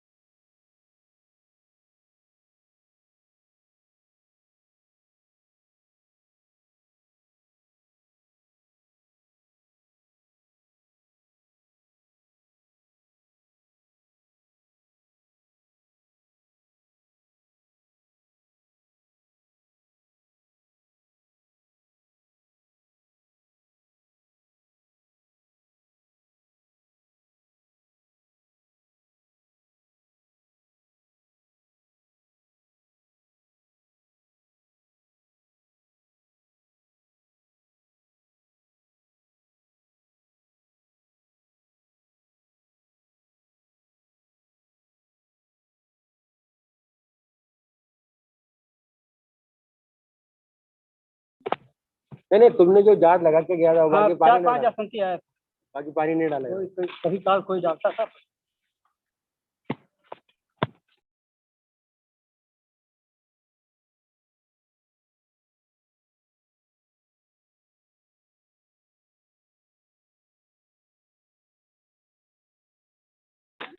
आठ अप्रैल 9 अप्रैल को आप गए थे।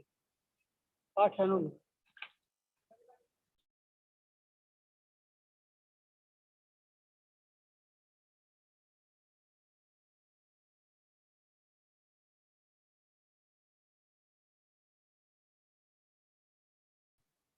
कल होएगा महाराष्ट्र पूरा काल बंद है।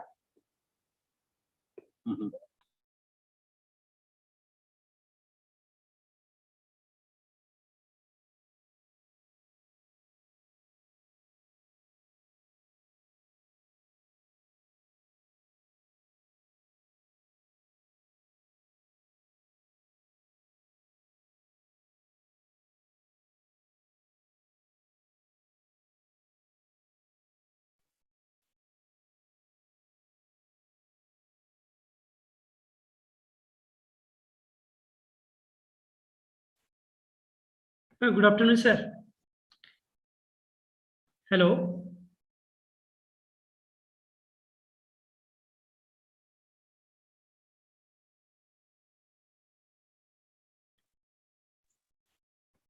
Hello. Good afternoon, sir. Good afternoon. Some participants are requested to explain research design. Oh, that is a different lecture. Here it is on proposal and research report writing. So Yes. I cannot mix those things here. Okay, That sir. will be a separate lecture. Research design, then the data Research analysis, so data collection procedures are different. Here Okay. I am focusing on research report Proposal. writing Yes, sir. and research proposal writing. Now proposal writing is over. Now let me talk to you about the research report writing. Yes, sir. That's why it's that while giving a subject, if you have given me all that through 2-3 lectures would have been. Okay. Yes. And 2 at a stretch is a tiresome for me. I would have suggested a different method if that was the case. You were very particular about research reporting and then project proposal. So I said these things. Okay, today I will finish research reporting. If you need it anytime, I can just join you and talk about those things. Yes, sir. I am very sorry because of the technical problem. I was not able to be with you for some time. Please excuse me. No problem, sir. We can understand the technical problems. Everybody. All of a sudden it happened and I was not having anybody to assist me. Yes. Now the person has come and just he has set it right. I hope it will continue.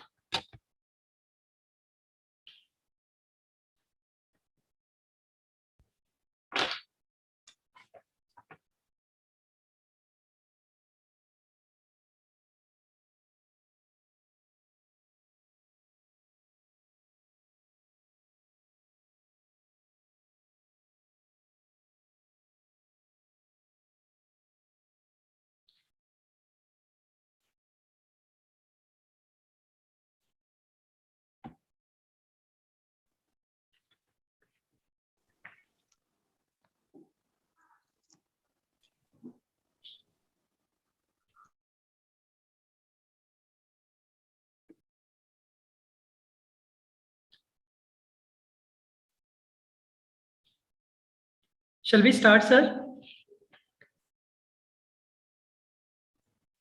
Hello, shall we start, Yes. sir? Yes, I am ready. Okay, sir. So once again, in the second afternoon session, I would like to request Professor C.R. Karisidappa, sir, to deliver your delicious lecture on art of writing project proposal and research report in the second session. So mic is over to you, sir. Please. Yes. Welcome to the second session of my lecture on research reporting or research report writing. I have first of all made it very clear to the organizers that I will be talking on research proposal and research report writing.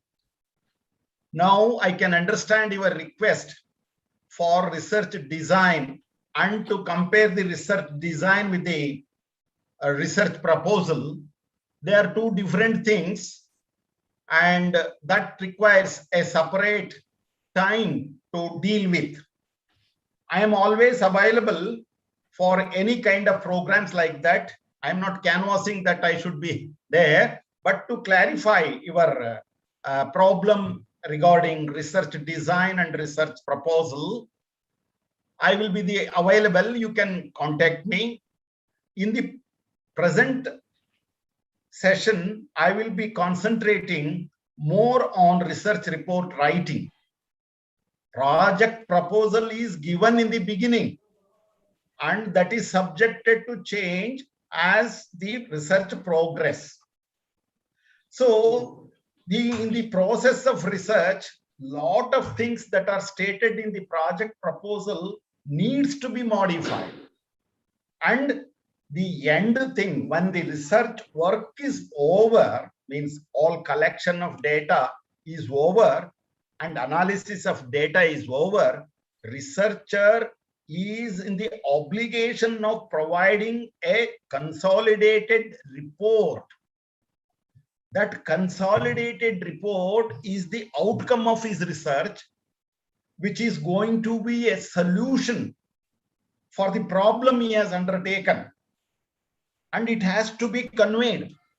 And if it is not conveyed and communicated, it has no value at all, because he has utilized enough of his time, energy, resources, and he has utilized the institution's equipments, or he has spent money, whether it is funded or on his own, enough money to purchase so many things.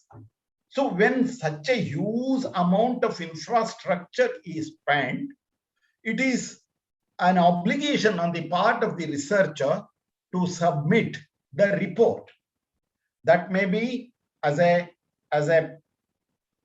commitment to the organization that he has taken, or as a part fulfillment of his degree, or any other award or reward or recognition.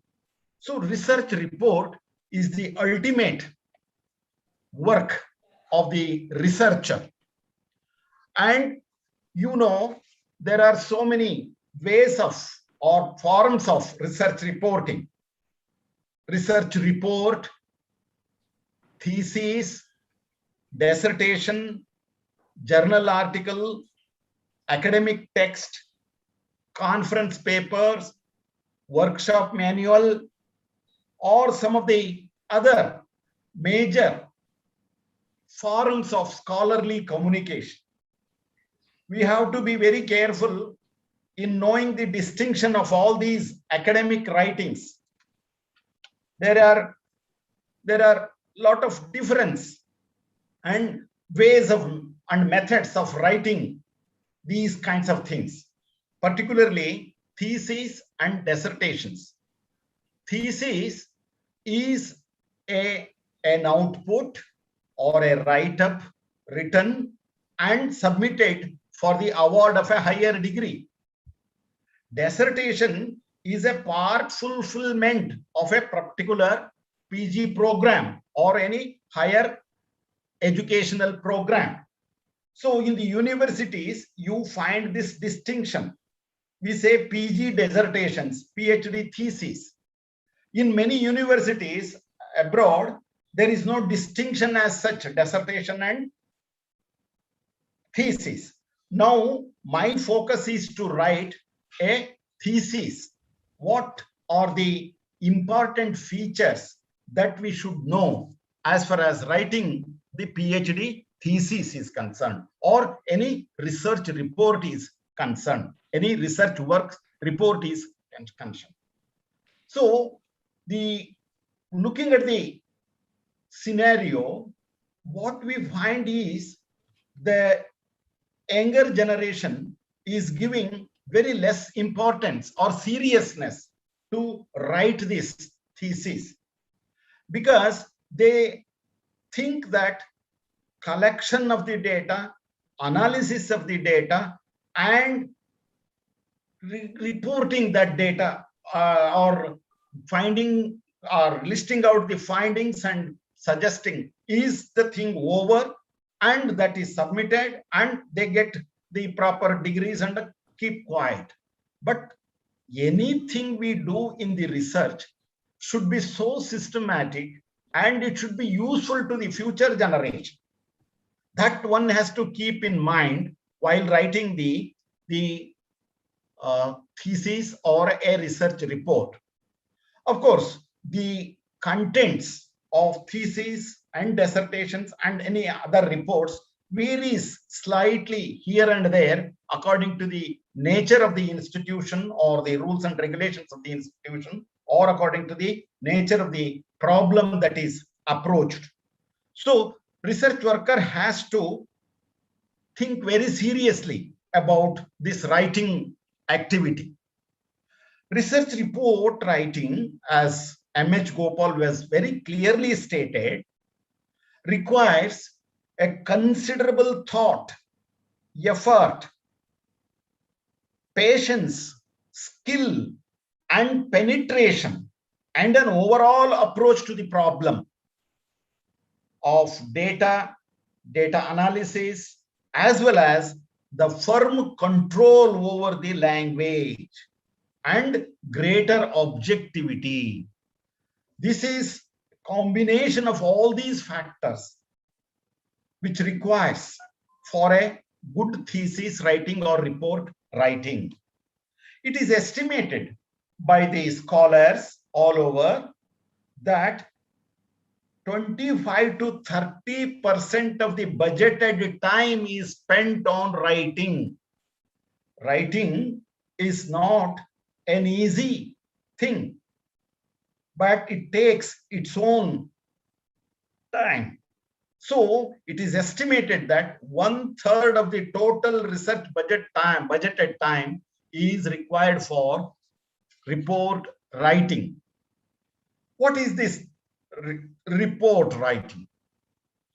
What is this research report? Sorry. Research report is a detailed and accurate account of the conducted disciplined studies accomplished to solve the problems or to reveal the new knowledge. The very purpose of research is to produce new knowledge, to develop new knowledge in the light of the collected data and match with the existing rules, laws, principles, etc. Research is a very systematic quest for truth. And research is a name of the game we play to reach the goal, change. Change is the ultimate result of research. Whatever you do in research should emerge with some element of change. Change is the very important factor to be noticed in research. So, research scholar should concentrate how best he can consolidate the whole thing and bring out a report which is going to be considered by the society at large. What are the essential features of the research report? accuracy, brevity, and clarity. ABC formula. Accuracy, brevity, and clarity are the very important requirements of the research reporting. And it can be prepared for different audience. Means research, popular research report or popular research report means it is for the layman, for the general public. There are so many issues which are concerned with the general public or the common man, like environmental issues, global warming issues, public hygiene you take, or education in a different context, or some certain social issues concerned, or the banking issues, etc., are continuously searched and researched.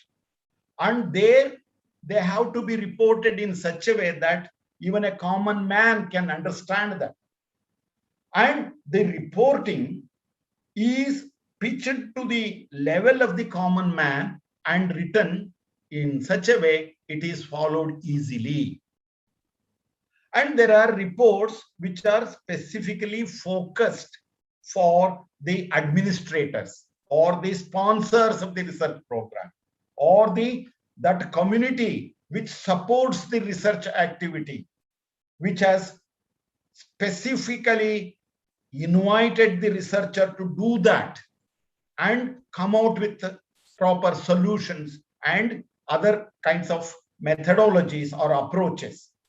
So there, the researcher has to be very careful in writing to the taste of the administrators or the experts, where his language or using of equations, formulas, diagrams, cross-sectional views, designs, or flow diagrams, or some proper tests using so many statistical techniques.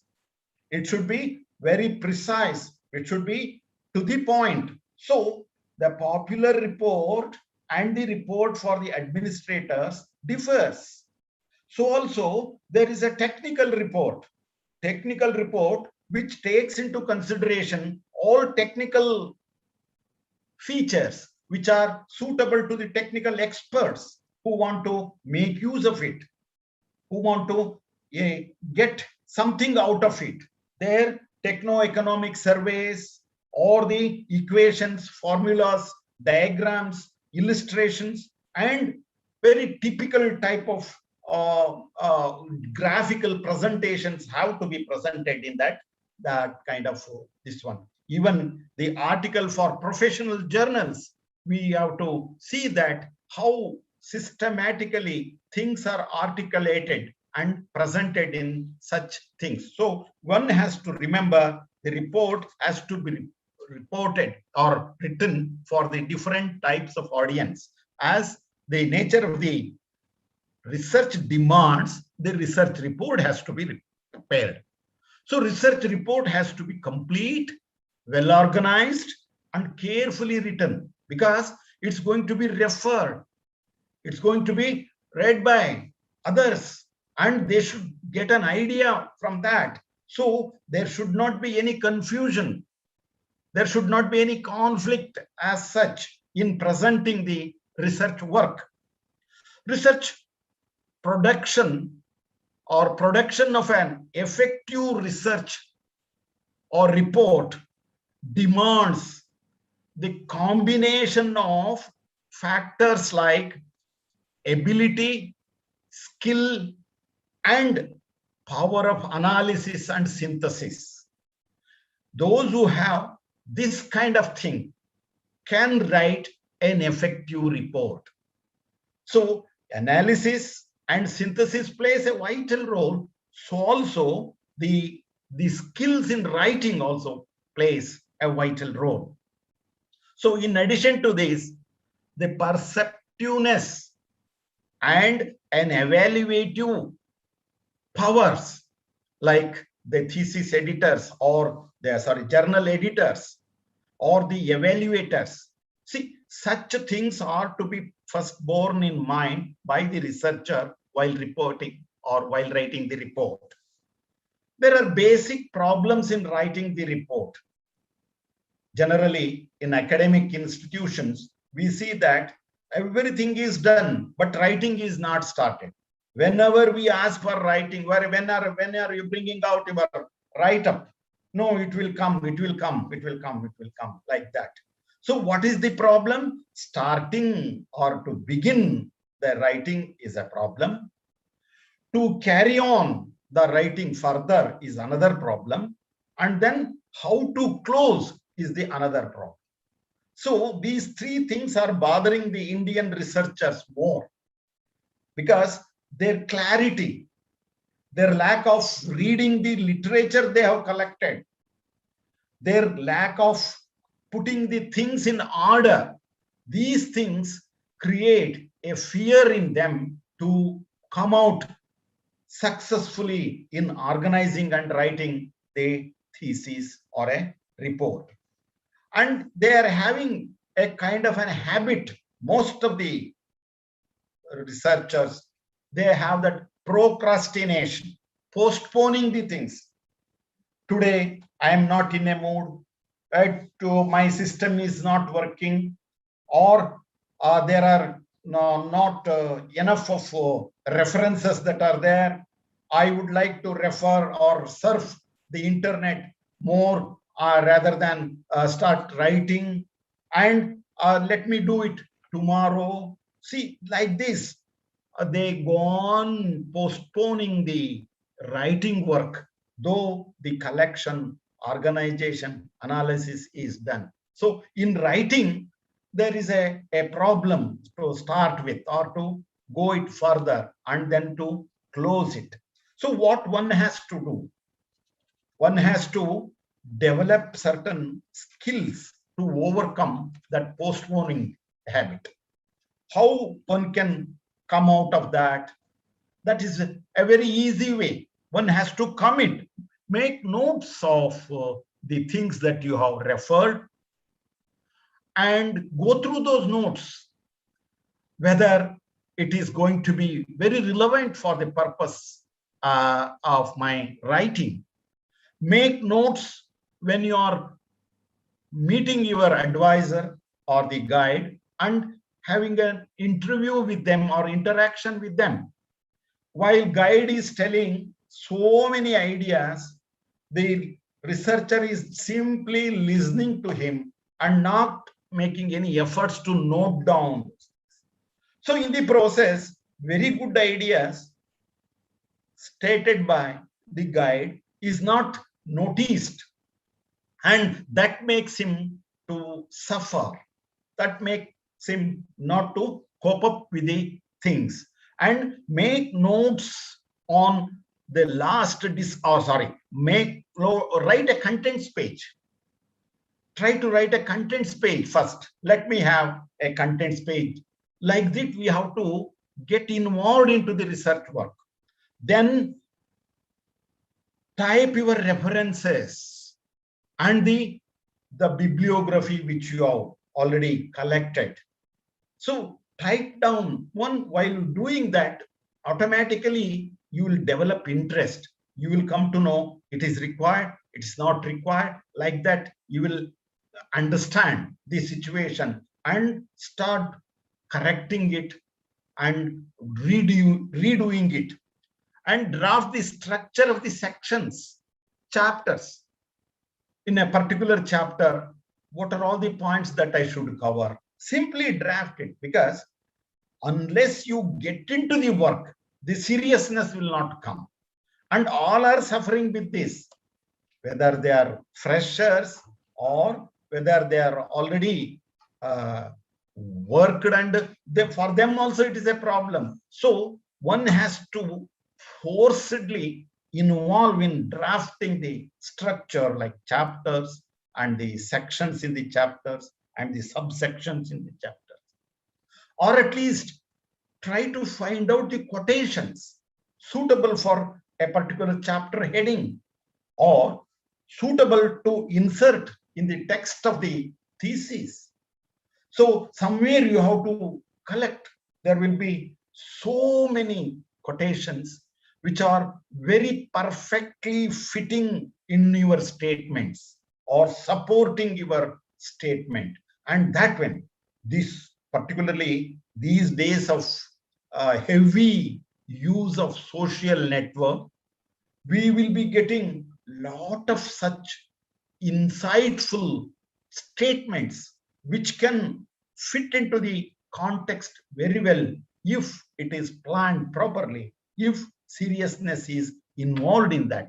So one has to be very serious in collecting such quotations, which adds lot of additional value for writing. Then, or at least note down the points you think you will be referring to. What else I have to do? What else I have to search in addition? Or when you are doing all these things, normally you will find out what is a lacuna. So you start with that. Then set yourself a target that unless I write these many pages, I should not eat or I should not do anything. Such a self-imposed discipline should be there to start the writing. Or make your page simply writing whatever that comes randomly to your mind. And then after some time you look into it.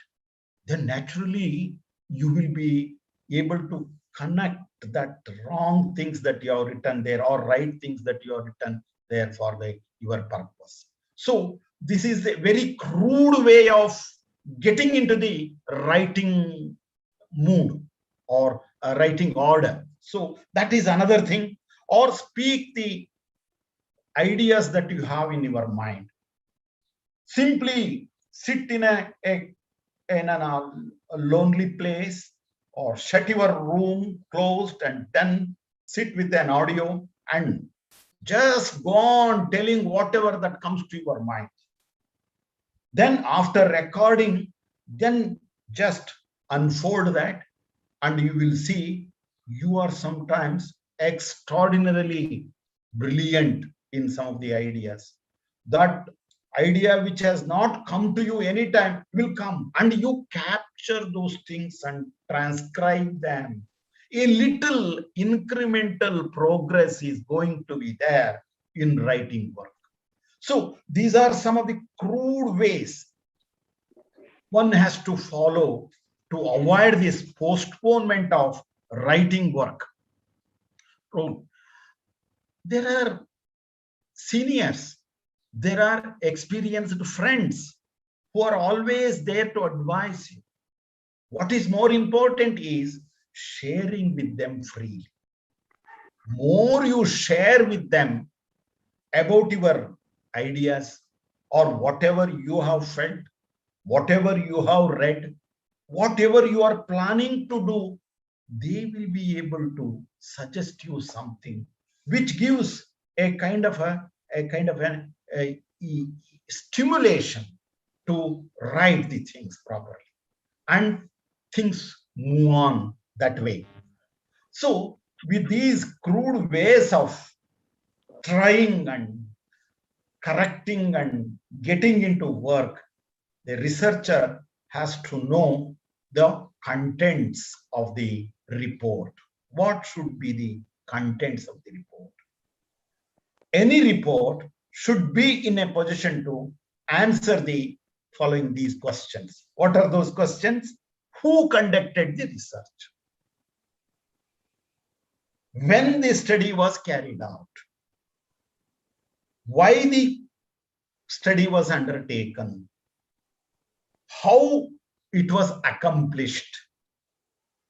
What data were collected? How data is analyzed? And what conclusions are drawn? This what, why, how in different stages will automatically formulate the thesis or bring the shape of a thesis. And there are serious repeated efforts to make it all right. So contents page should be in a position to answer our questions like what, why, how, who has conducted, when it is conducted, and what is its coverage, all these things. The general framework of a report normally, every university has got its own framework guidelines how to write a thesis or a research report, and those guidelines are normally followed in the respective universities. Generally, the framework will be divided into three phases. First phase is regarding the preliminary prefatory pages. Every page, every sentence, every mark that you have made in the report has a meaning and has to stand for that meaning. So preliminary pages consists of the title page. Title page is the self-explanatory page in which at once anybody can come to know what is this work. Title of the research problem, followed by a statement as a submitted a PhD thesis or a research report submitted in partial fulfillment of the degree or the award or the reward or the recognition or anything. That statement should be there. And this is submitted by the researcher's name, and followed by if there is a guide or an advisor or a supervisor and its address, designation, institution, etc. Then submitted where? To the institution, university, and then year. This is normally the first page, which is very clear in stating what is that work. So title page, then preface or acknowledgement, or both.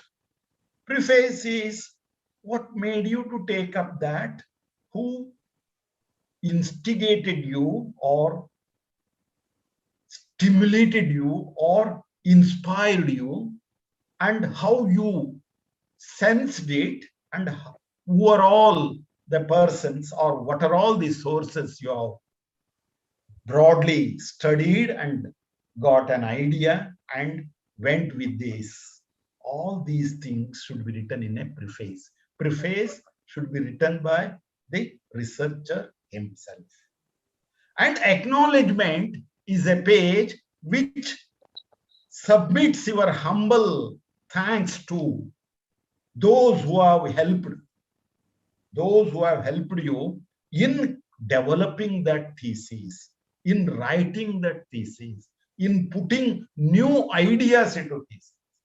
It may be, first of all, your guide or the colleagues nearby with whom you have closely worked with, or the institution which has permitted you to make use of the infrastructure or the facilities for your conducting of the research, or the persons who have given you information, respondents, or the experts who have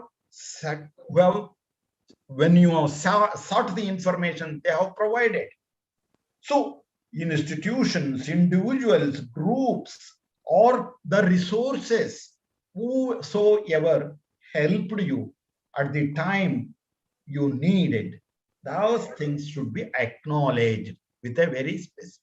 And many will go beyond the extent, acknowledging each and everybody, even wife, children, and other members of the family, and sometimes all those friends or fans. No, there should be a limit, right? You are writing a research report where acknowledgement should not exceed a certain limit. So we have to be wise enough. There are hundreds of things that are there already. You can look into it.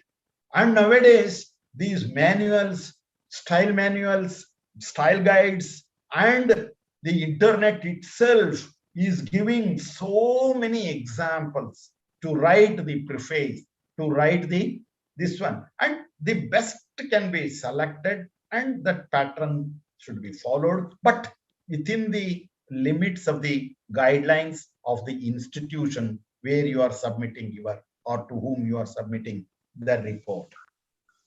Third is contents. Content should be very systematically laid out. The main heading, the subheading, the sub-subheading, if need be, should be properly mentioned. And even if it runs into few pages, never mind, but very systematically you have to write the contents page. Contents page is more important to locate the information in the body of the thesis, because most of the theses or reports will not have an index. Very rarely index is prepared in special circumstances, in extraordinary circumstances. So we have to be very cautious in writing the content page so that immediately the user or reader is directed to the proper location of that contents page.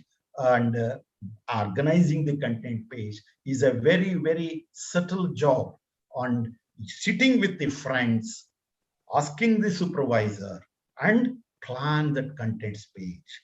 And then the list of figures, list of tables, list of illustrations, list of maps, all such things are to be listed in the beginning itself, because they have a lot of value for the reader to refer frequently. So it should be very systematically listed.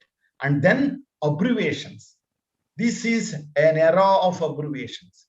We profusely use abbreviations, but if abbreviations are not properly given the full form, it loses its value, it misleads the user, because there are so many abbreviations common. Abbreviations are common, CAS, ISDI, if you take anything, in different subject, they stand for a different meaning. So in order to be very safe, you have to list those abbreviations and give them in the beginning so that it can be referred as and when there is a need for the reader. So this generally a format for the first stage or first phase of a report or a thesis. Next is the text of the whole report. That text contains general introduction. Introduction is a substantial write-up which gives the sum and substance of the whole work.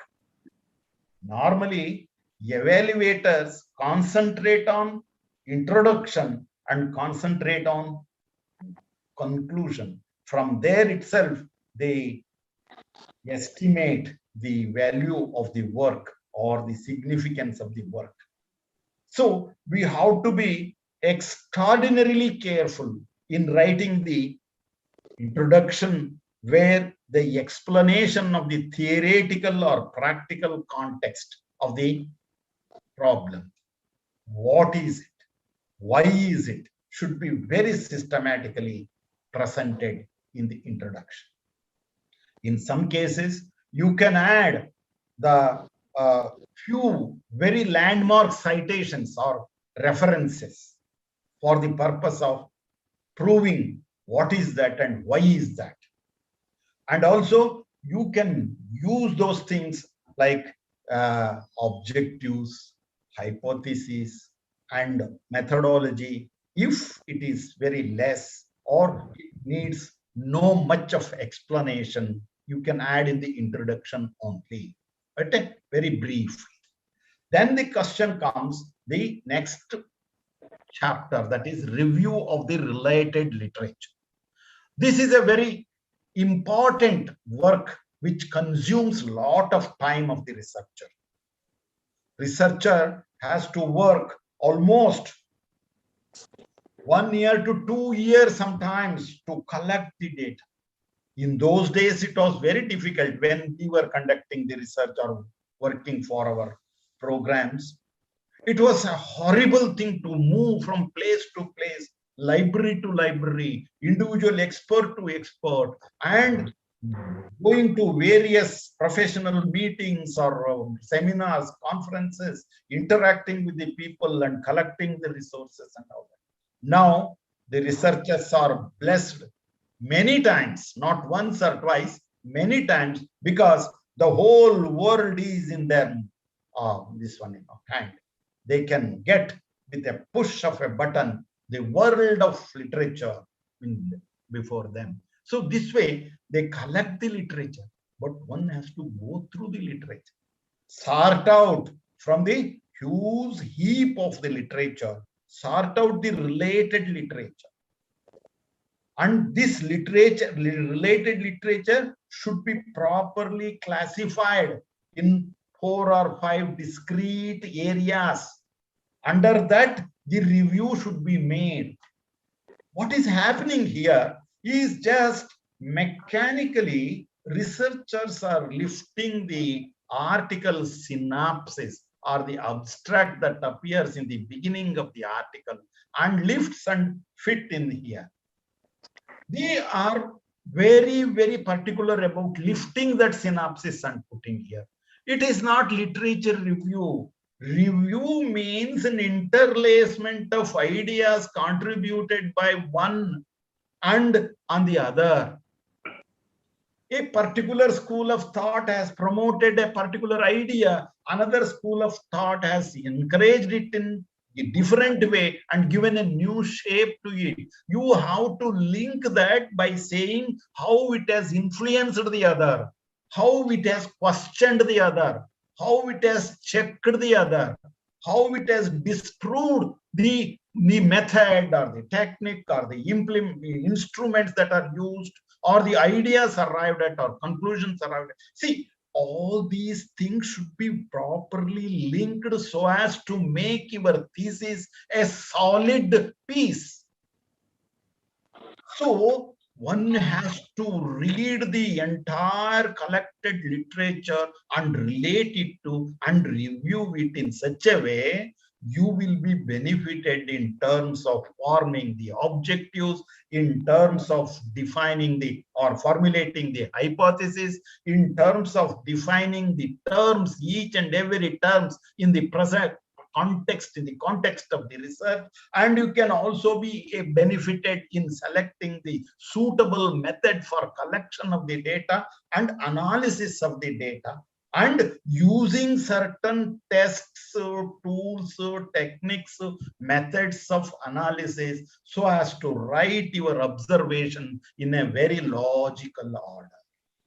You have to have lot of reading and extracting the ideas and linking it in such a way that makes a sense, a scholarly communication. So literature review is the essence of the whole thesis. And it is an indicator to the future researchers that what has all been done in that specific activity and how best the next person can carry it forward or a next team can carry it forward. So it has a greater significance in the research report.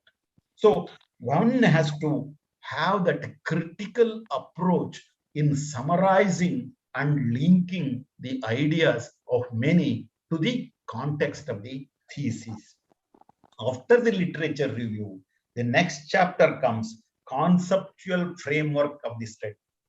More often, whether it is science or social sciences or humanities, researchers take a liberty, or in the sense, they give more importance for explanation of their methodology or the concept or the hypothesis or the objectives in a very systematic way, more lucidly and in an explanatory manner. This is conceptual framework which sets the base for the next chapter or the next stage.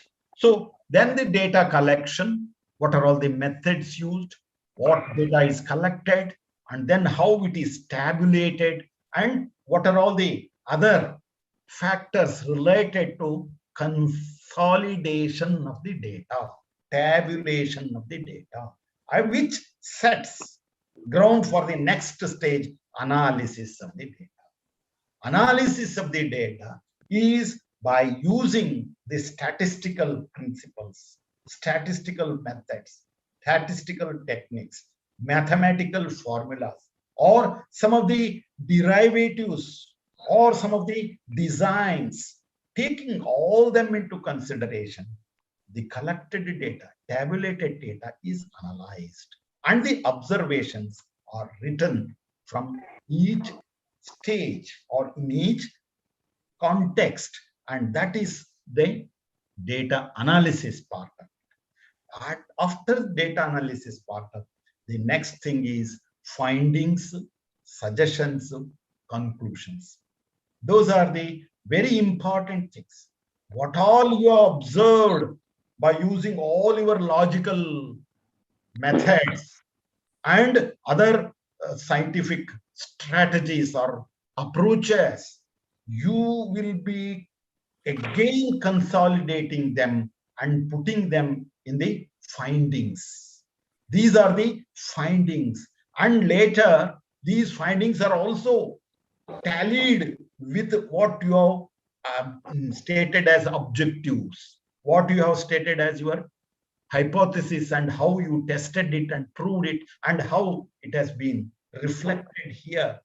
Then the suggestions, all possible, feasible suggestions are given in the light of the objectives, in the light of the analysis. Those things are done. Then comes the conclusion. Conclusion is the totality of the activities written in brief, right from the introduction to the end of your suggestions, the very brief summarization of the thesis or the report. So this is a very net substantial output of the report.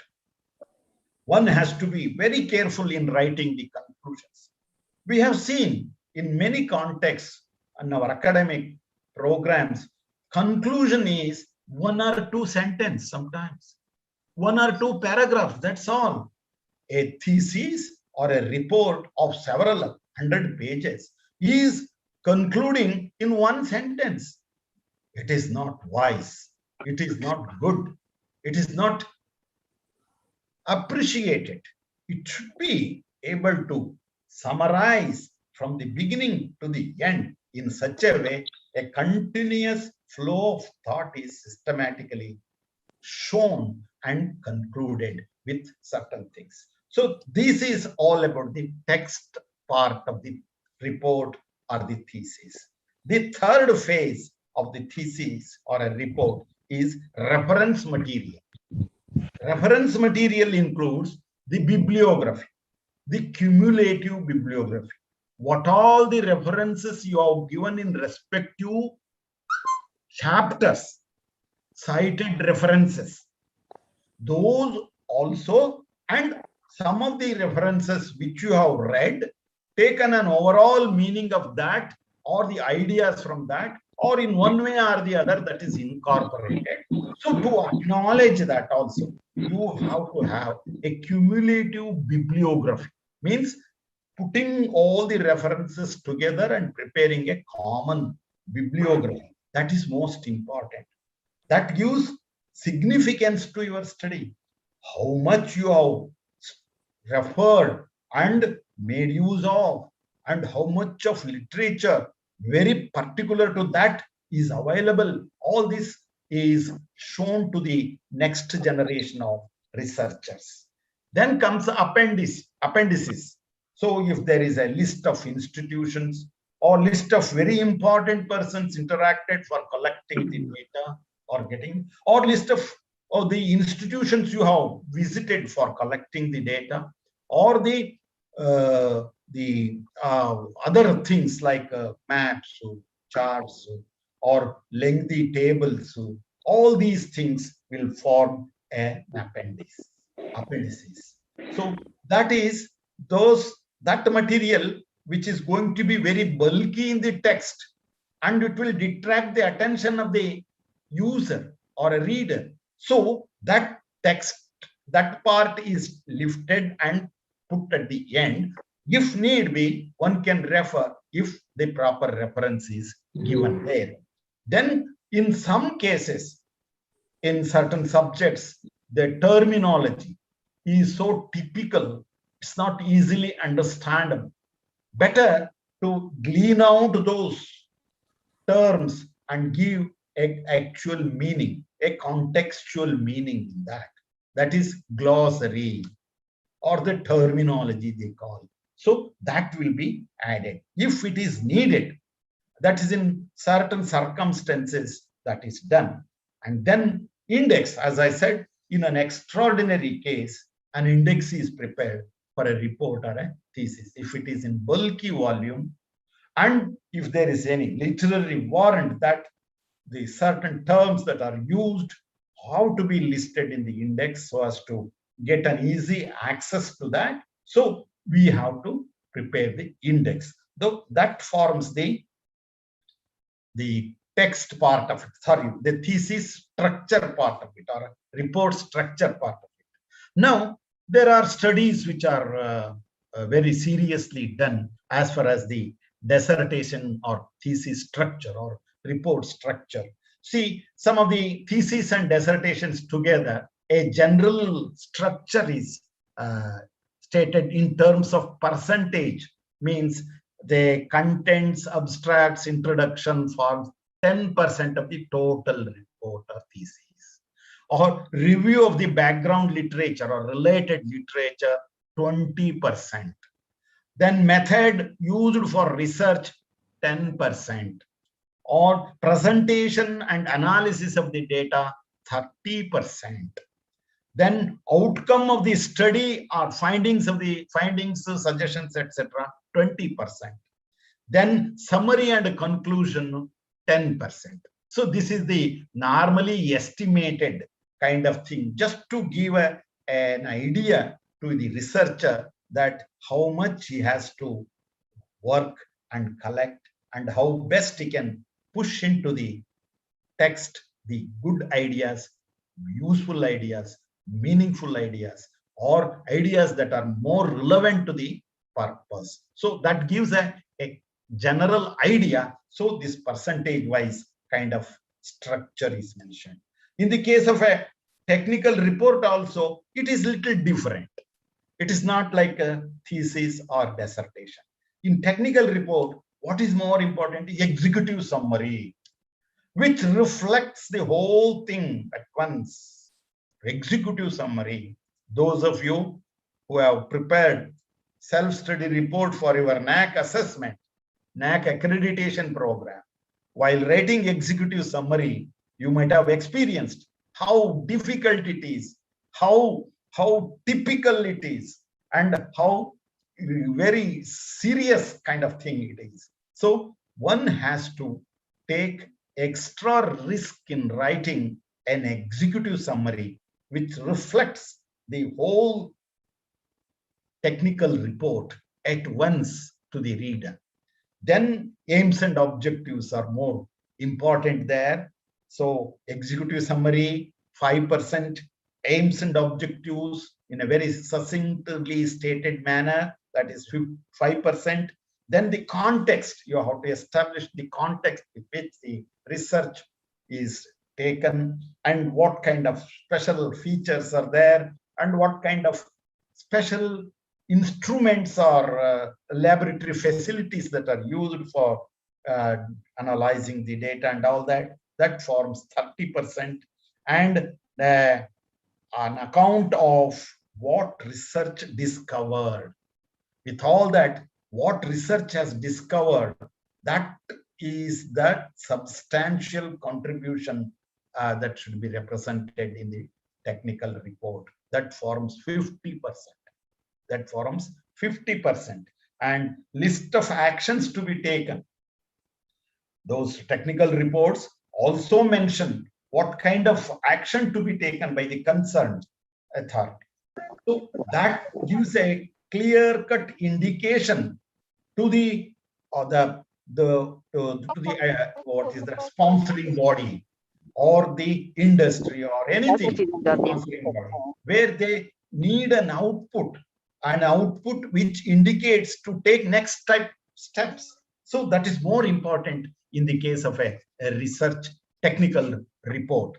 So like that, for a popular kind of dissertation or a thesis, there is a separate kind of thing like that. And then the stages of preparing the report or a thesis. What are all the stages the report is prepared?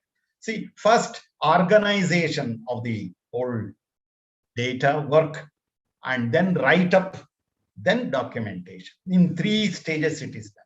Means when we organize, we have to plan very carefully and meticulously the data collected. So this is the basis for the report writing, organization, or planning the whole data that is collected and consolidating and putting it together. So researcher's mind is crowded with many ideas. It's overcrowded with many ideas. And it's jumbling of thoughts. And you will be in a restless position. What to use, what not to use, where to use, where not to use, whether to use or not to use. All sorts of things are coming there only. So a proper planning, sorting out what has been written in a proper way with the help of the guide or friends working in the same area, that helps him to bring out a very consolidated work. So it enables the flow of idea from chapter to chapter, from first page to the next page, and from one paragraph to the another paragraph, and one sentence to the another sentence. So this unity of flow of idea is possible only when you organize the whole thing in a systematic way. How it is done? It is taking into consideration the notes that you have made, or the cards that you have prepared, or the write-ups that you are made from time to time. And all those things should be very systematically classified and set into, and then the writing work starts. So planning always ensures in a good writing and good this one. So research is not merely an accumulation of, or evaluation of, or assimilation of facts. It is also, and more so, rebuilding them into a meaningful whole. You have to collect each and every piece of write-up that you have made into such a way that it gives a kind of a feeling or idea, or develop a thought which can be new, which can be fresh, which can give new ideas, new insight. Like that, we have to do that. So research writing mainly depends on how you organize your notes and put those notes into systematic way. And that is the very important step. Research is also a thinking process. It is an intellectual activity. Lot of thinking is involved in while writing the thesis. So it's not a mechanical act, actually speaking. It's and collecting, presenting, correlating, all these things goes on there. So it is sometimes lively, sometimes thrilling, sometimes soul satisfying, sometimes desperating, sometimes so much, boring what to do. See, at every stage, we have to learn to go ahead and see that the things that are not done well should be patched up, should be linked, should be brought into the order, so that that can be made in the real shape or brought into the real shape. So writing and clear thinking goes together. So one should have a clear understanding of all that he is doing in the writing work. Then outlining. Outlining is also a very not a simple job. It is done in 2 stages. That is, in the beginning of the study, we formulate a rough tentative, say, as per our proposal made. In the same light, we start our work. That is tentative. That is subjected to repair or modification as and when we go with the research or progressing with the research. And it has necessarily it has to be. The first thing is that. Second is, before writing the work, that outlining is done. Means the paragraphs are chapters, and then under each chapter the headings and subheadings, and then the references and proper citation order, and those things should be done in the second kind of outlining. See, this outlining is also done on the topical wise, chapter wise, or paragraph wise, sentence wise, very seriously in different contexts. Writing style of the research report. Research report means a communication between the researcher and the reader. Hence, it should be very clear. It should be easy to read, and it should be accurate. And whatever the information given there should be easily accessible. And see, there will be team of workers working, and they want to get an idea how things have been done. So your write-up or your report is going to be a model. Think in that direction and start.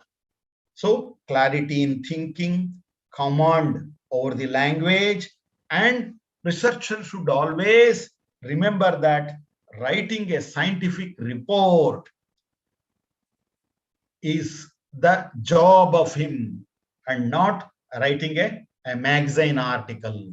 You are writing for the serious community of readers. So you should be very thoughtful, and you should be very careful in using the words or the language, etc., etc. Brevity is also an important point to be noted in the writing. Brevity means economy of words. Instead of writing unnecessary, redundant, or outmoded, or non-current kinds of things, one has to be very specific. And he should, while writing a technical report, those technical terms only, the jargon should be properly selected and written. And general, this one should not be. It should be accurate. It's not just like what you have heard somewhere, what you have seen in the internet. No, everything that is given in the internet is not going to be helpful. You have to check it. You have to cross-check it. So those things have to be very systematically taken into consideration. Deleting the references which are not adding any value to the thesis or write-up or report, and adding certain quotations only when it is helping or supporting your statement, or illustrations also. You have to be very careful in selecting the illustrations and providing it in the text of the report. All things have to be carefully done. Sometimes, whatever may be your efforts, the report will not reach the targeted pages or size. It will not look like a full one, because somewhere something is missing, somewhere something could not be expanded. So one has to look into this matter also. When it is the situation, try to build the paragraphs where you have written a sentence, that sentence can be further expanded in the light of giving further explanation, of course, with full of evidence and justification. And if you have given the short version or shortened tables, abstracted tables, give the big table or expanded table where it will be more clear, and where the explanation for a particular heading is less, you must expand that. Integrate appendices. Some of the things which you have pushed out of the text can also brought in and make it relevant to the purpose. Take more space to discuss the methodology. If you have added methodology in the introduction, then better to have a separate chapter for that, and another 10 to 15 pages explain the methodology in the context of the research work done. So these are some of the ways you can expand the thesis or a report if it is much below the expected size or pages or something like that. So that is the thing. Then some of the grammar aspects should be taken care while writing this. Avoid long sentences. Better to simple sentences, very brief idea can be easily communicated, and avoid one sentence paragraphs. Sometimes adding it for but to and otherwise in addition to, as well as, all these things are the very peculiar type of things that are available to us. One should not go in such a way in thesis or in report. You avoid such things. Write a simple letters, and each page, a lengthy page should be avoided. It should be in paragraphs. Each paragraph should convey a message, and like that you have to, and that message has a link to the earlier and give link to the next paragraph, even in the context of pages also, even in the context of chapters also. So there should always be a link, so that other chapter, what is given in that chapter, is properly known to the users. So understand and make use of full punctuation marks.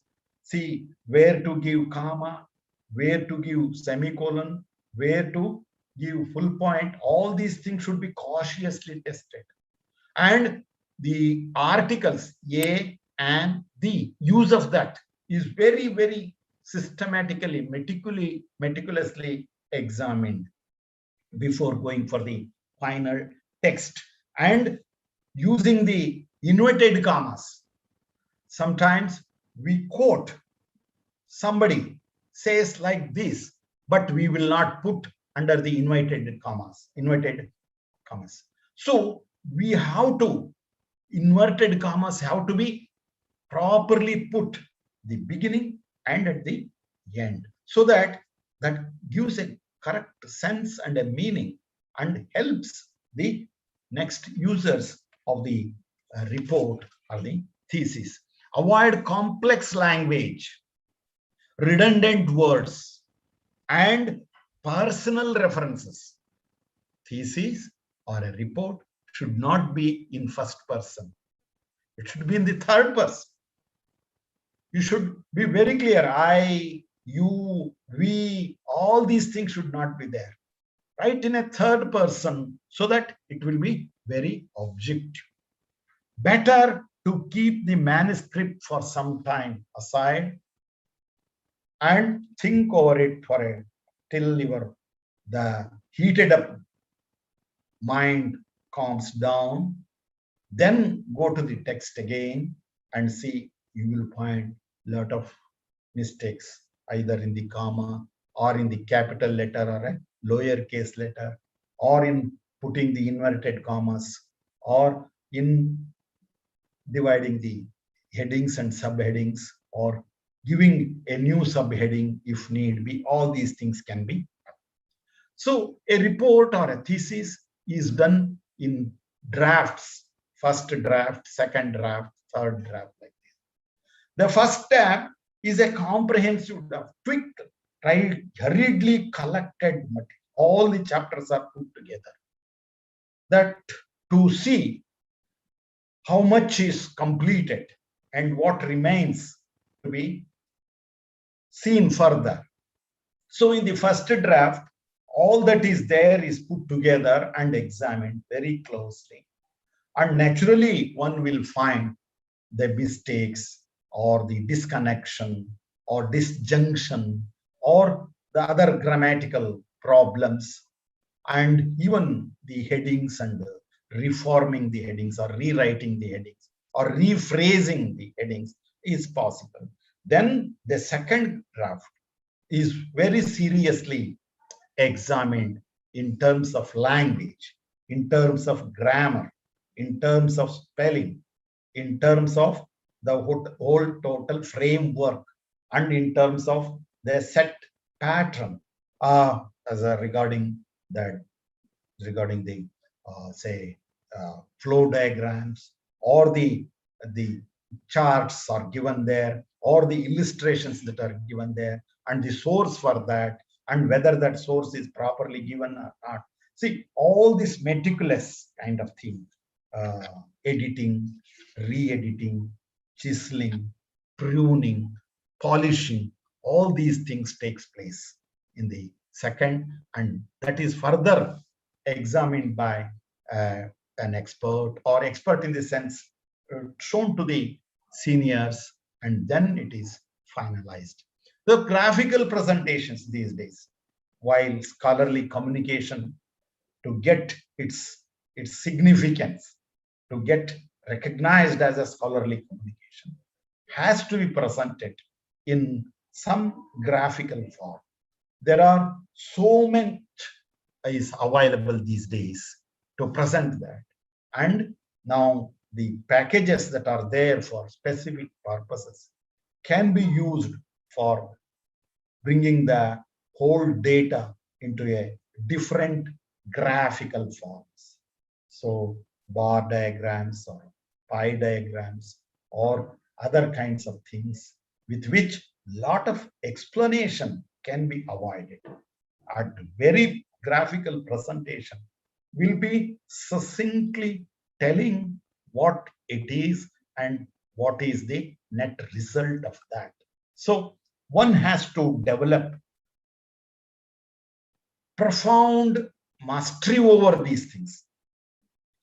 It is not as easy as I said, but there are certain sources which can help you for making use of these graphical presentations, different graphical presentations. There is an assistive group which is helping in such matters like application of statistical tests, or preparing the graphical presentations, or in other way also, which can give a kind of a right perspective to the report or the thesis. So illustrations also, as I said, one should be very cautious to replace the substantial explanation. Sometimes pages together, certain concepts are explained, which are sometimes not necessary. Experts are not liking such kinds of things. So an illustration can be a good replacement, but it should be thoughtfully. Means if it is going to enhance the writing or the whole meaning of that, you use illustrations. Otherwise, unnecessarily using the illustration for using sake, don't do that, or making your report or the thesis colorful, you don't use that, and try to think before you go for the kind of illustrations that you are using. Then these references, all of you these days, very much clear, and lot of awareness programs are conducted while citing at the bottom of each chapter, and the order in which it is. There are so many style manuals, Chicago manual, Harvard manual, or the API, Association of American Psychologists. That manual is also there, citation, this one. So one has to adhere to a standard format, and sometimes what an institution has prescribed in its guidelines. Those things should be properly inspected and followed as per the footnotes or the bibliography citations are concerned. So why these citations are done, you are knowing fully well that it is to acknowledge the authors who have already worked in that, and it will be giving a kind of a recognition to your work if you have taken their help or ideas and expanded your ideas. That is another thing. So one should remember what Newton has said in this context. When somebody asked Newton why you are so great and why the world is looking at you as a great scientist, and what he said was, I was able to stand on the shoulders of my elders and look beyond. So this is how he has given his sincere thanks to the persons who have lifted him, means who have given him the ideas to formulate his theory of gravitation.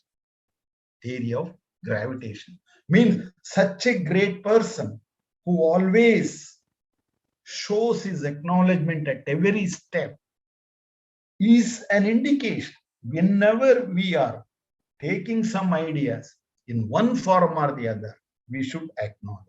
That is the purpose of citation, and it should be done within the limits or the guidelines that are given there. As M.H. Gopal again warns us, over documentation is bad, but under documentation is dangerous. It's worst. So we have to be very careful in giving the references at the end of each, and we should know the significance of giving that. Then only it is having some meaning. Now, to conclude all our lecture on research report writing. Research report writing, as I said, is the last step in the conduct of a research project or a research work. Effective reports of completed research can communicate the procedures and the results of studies both to scholars and to the practicing professionals. So good report recording the important elements of an investigation will facilitate the replication of the studies.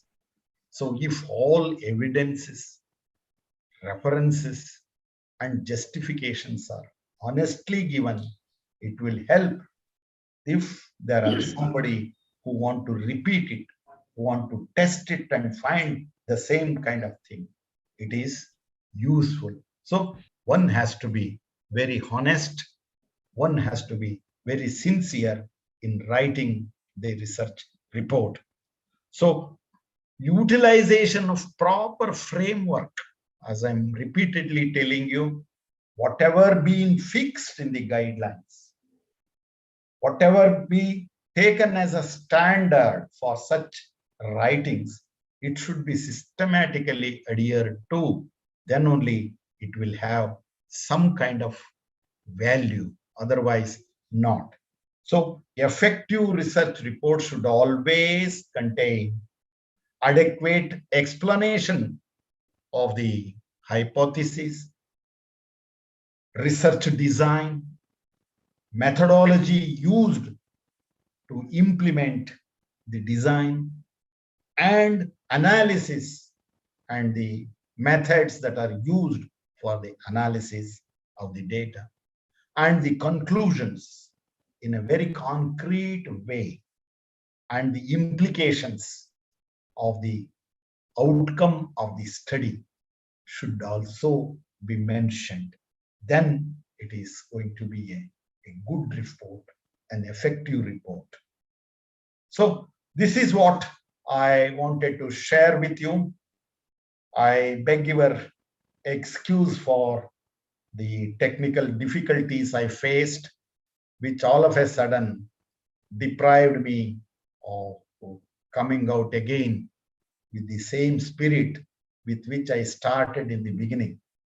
So that setback is still there with me, for which I have to blame myself, because the institution problem is there and I was held up and was not able to be constantly with you. If you have any questions, you are free to ask me. If not, you are asking now, you write down, and my mail address is with Dr. Ambekar. You can always direct him, and I will be always replying you, responding you to your request on any aspects of research methodology, research writing, or academic writing in general. So with these words, I thank Dr. Sanjay Ambekar and Madan Singh and the principal, Dr. Sinde, and the institution, Dr. Bapuji Salunke Law Institute, for giving me an opportunity to address in this webinar. Again, the discussion is open. You can ask any questions you want. Yes, I would like to request participant, if any queries regarding to the research proposal or research project, they can freely ask to the Professor Karishadappa sir. Any queries from the part of a participant? Yes, please, participant. Any queries regarding to the research project or research proposal? Our participants can send through chat also. Yes. Even they can write to you. I will be able to answer those things without any hesitation and without any delay. Yes, yes, sir.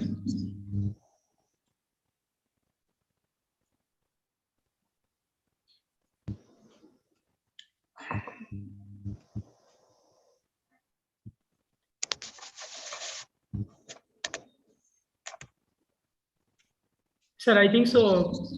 There is no question from the side of participants. If there is any query, they will send. No problem. Mail. No problem. I'm always available to you. You Yes. feel Ambekar sir, one free minute. to contact. Yes, sir. Sir. Yes, sir. Sir, one query received from YouTube channel. Yes, sir. That is,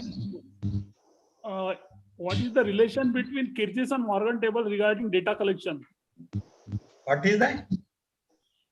Correlation between Kyrgyz and Morgan table regarding data collection. No, that is not coming here in our discussion. It is irrelevant. Not irrelevant. It's not under our discussion. Purview, in our purview. Okay. Any other questions? Satisfied, sir. No, I am not satisfied because of the problem I face with this technical. Not like that, sir. You have given very good, nice, and informative as well as excellent. That is no word I right now find. Can I ask one thing about self-citation? Self-citations are allowed, sir. That is a must, because your work is related and it is going to guide the writings. You have how much self-citations we can give? Self-citation, it all depends on the, if you are writing an article and citing your own articles, there is a limitation. And for thesis and other things, it should be also not beyond, means unnecessary over, because your writings in one way or the other are using the same thing.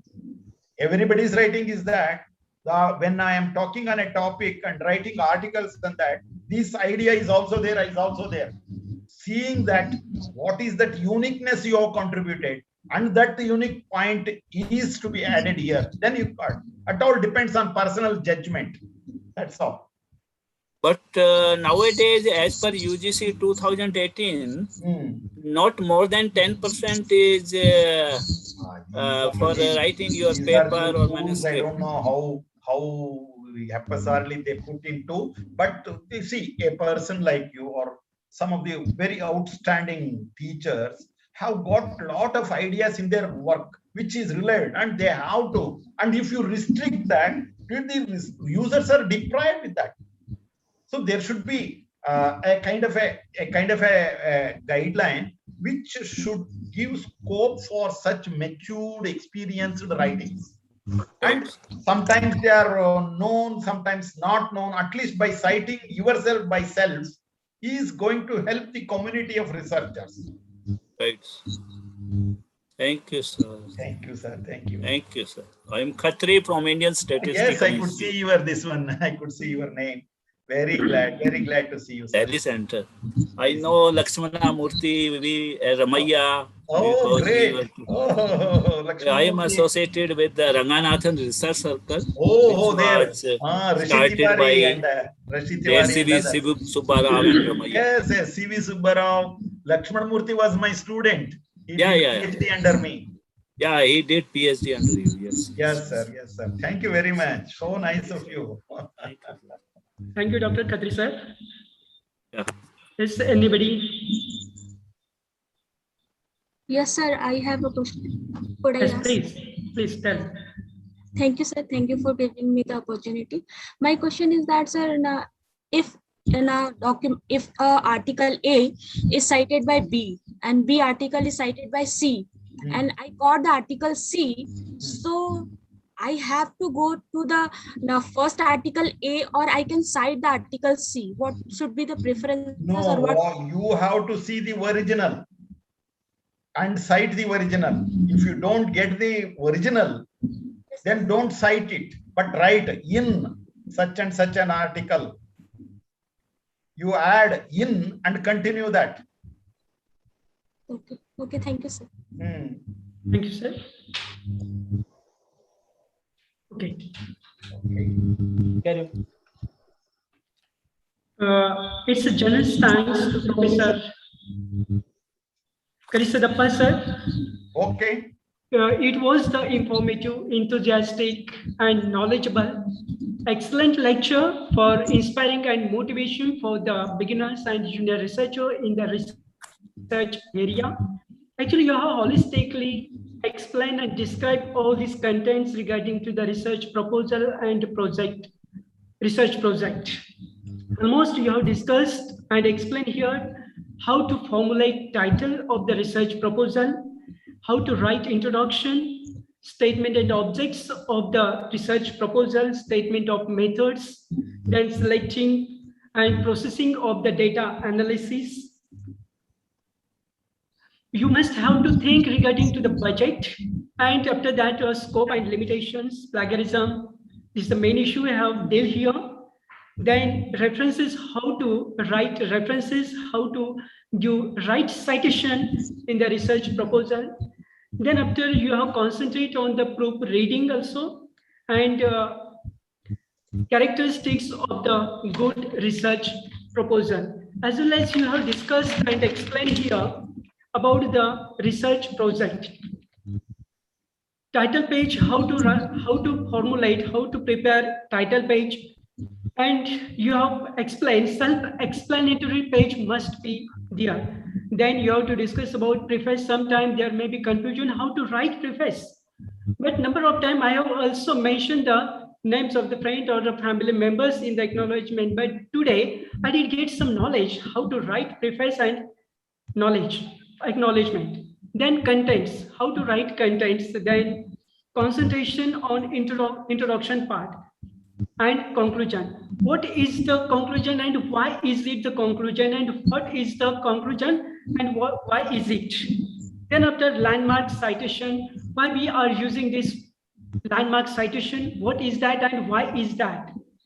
Then after you are focusing on the review of literature, actually it is the main part of the research project and research proposal. But sometimes we ignore this review of literature. But from from your lecture, we have got such a knowledge. We must have to focus on the review of literature. Then our ideas of the research will be clear. Then you have discussed the tabulation of data, analysis of the data, observations, then finding, suggestion, and conclusion, how to write, how to concentrate on these points, then reference material, appendix, then terminology, how to prepare index, then executive summary, etc. Number of points you have discussed in these second sessions and first sessions are actually all this discussion, it is helpful, informative, knowledgeable for the beginners and junior research. And one more thing is here, those are in passive mode regarding to the or pertaining to the research area. Definitely after listening your lecture, they will be active. They will be motivated. They will get inspiration from your lecture. Definitely they will start their research work. Once again, thanks, sir. You have given delicious lecture, delicious knowledge spread among the participants in these two sessions. Thank you very much. Thank you. And I would like to add one more here. Yes, sir. I am an offline teacher. Majority means I am an offline teacher. I am accustomed to this online teaching very recently because it's compulsion. Because of my experience, my involvement in funding agencies or research sanctioning bodies and evaluating those things along. But problem is I'm not well versed in the use of technology as you people are. I will be able to deliver my lecture in a physical, an offline lecture, and there you can understand with several examples, anecdotes, and so many events and live this one. That is my interesting thing, Here something happens means all of a sudden something, mood will be not there, and that the speed will not be there, that flow will not be there, all checked up. This is what is happening. That's why I am not just normally accepting this online kind of thing. But today, because of principal, because of Madan Singh, because of my other friend in Tata Institute of Social Sciences, all these things happened. I feel very sorry for myself. It is not the actual performance. It is something very disturbed performance. Actually, I never mind, confess sir. myself. It was happened, never mind. All this burden I'll take on my head. As a coordinator, I'll take all the burdens on my head. Don't worry, and never mind, sir. No, even then also, though there was a technical glitch, but sir, you could make it,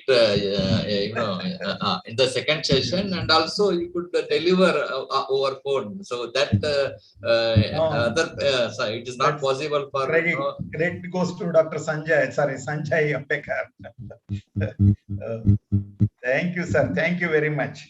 Okay, thank you, sir. And in future, if you will get opportunity, we'll conduct your or organize your offline lecture, definitely, sir. That Don't will mind be today. very nice, particularly NAC and NAC criteria, some of the things which they are seriously observing in their qualitative analysis.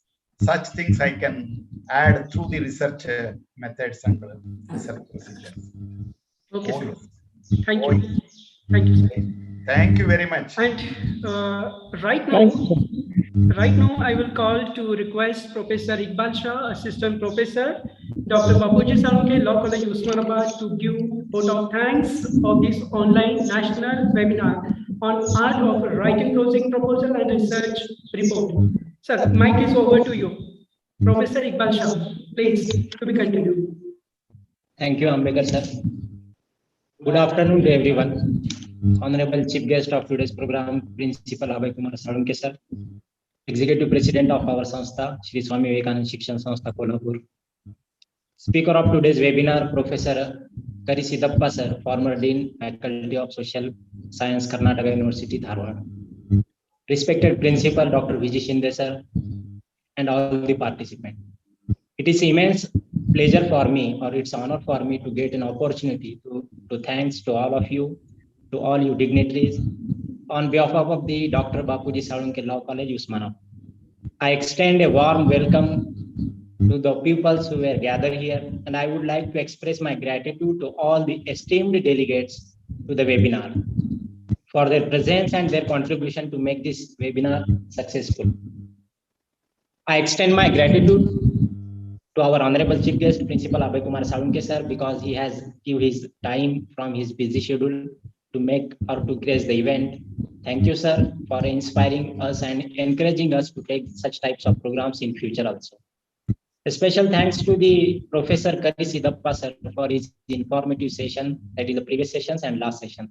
Sir, you inspire us, you make realize us what is the importance of research, and we will do it as per your guidance and as per your lecture, whatever you have delivered today. A special thanks to our Principal Deshmukh sir, RP College Usmanabad, for his immense support and his presence in this program to make this program successful. I would like to thank Dr. Viresh Hanchinal sir, Deputy Librarian of TIS Tuljapur campus, for his help to make available eminent speaker like Kari Siddhappa sir for today's program. I extend my gratitude to Dr. Rahul Deshmukh sir, a librarian of R.G. Shinde College, Paranda, for his help. And even during this pandemic situation,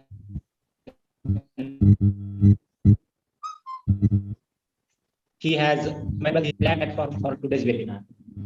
I must thanks to the convener of this program, Dr. Ambekar sir, and co-convener Dr. Golwal sir, because they have taken many more efforts to organize this program. They, being a convener and co-convener, they have did everything. Thanks to our previous principal Chaudhary sir, he was present at the initial program, and Professor Kumbar sir for his helping hand to make this program successful. I also thanks to our non-teaching staff and all other staffs, even the staffs from teaching and non-teaching, they were present, they make this program successful, they have given their time from their busy schedule. And moreover, I especially thanks to the participants, because since long they are listening, they are actively participating in this program. Until last, they were present. Thank you everyone once again for making it great.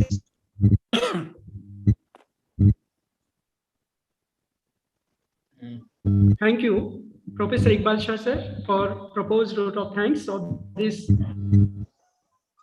program. Thank you, participants. Thank you, Professor Krishnadappa sir. Thank you, Avresh sir. Thank you, respected Principal V.G. Shinde sir, and all the participants. So, on behalf of the principal, Bapuji Salunke Law College, this online webinar is completed here. I'm declaring. Okay, thank you, sir. Thank you, one and all. Thank you very much, sir.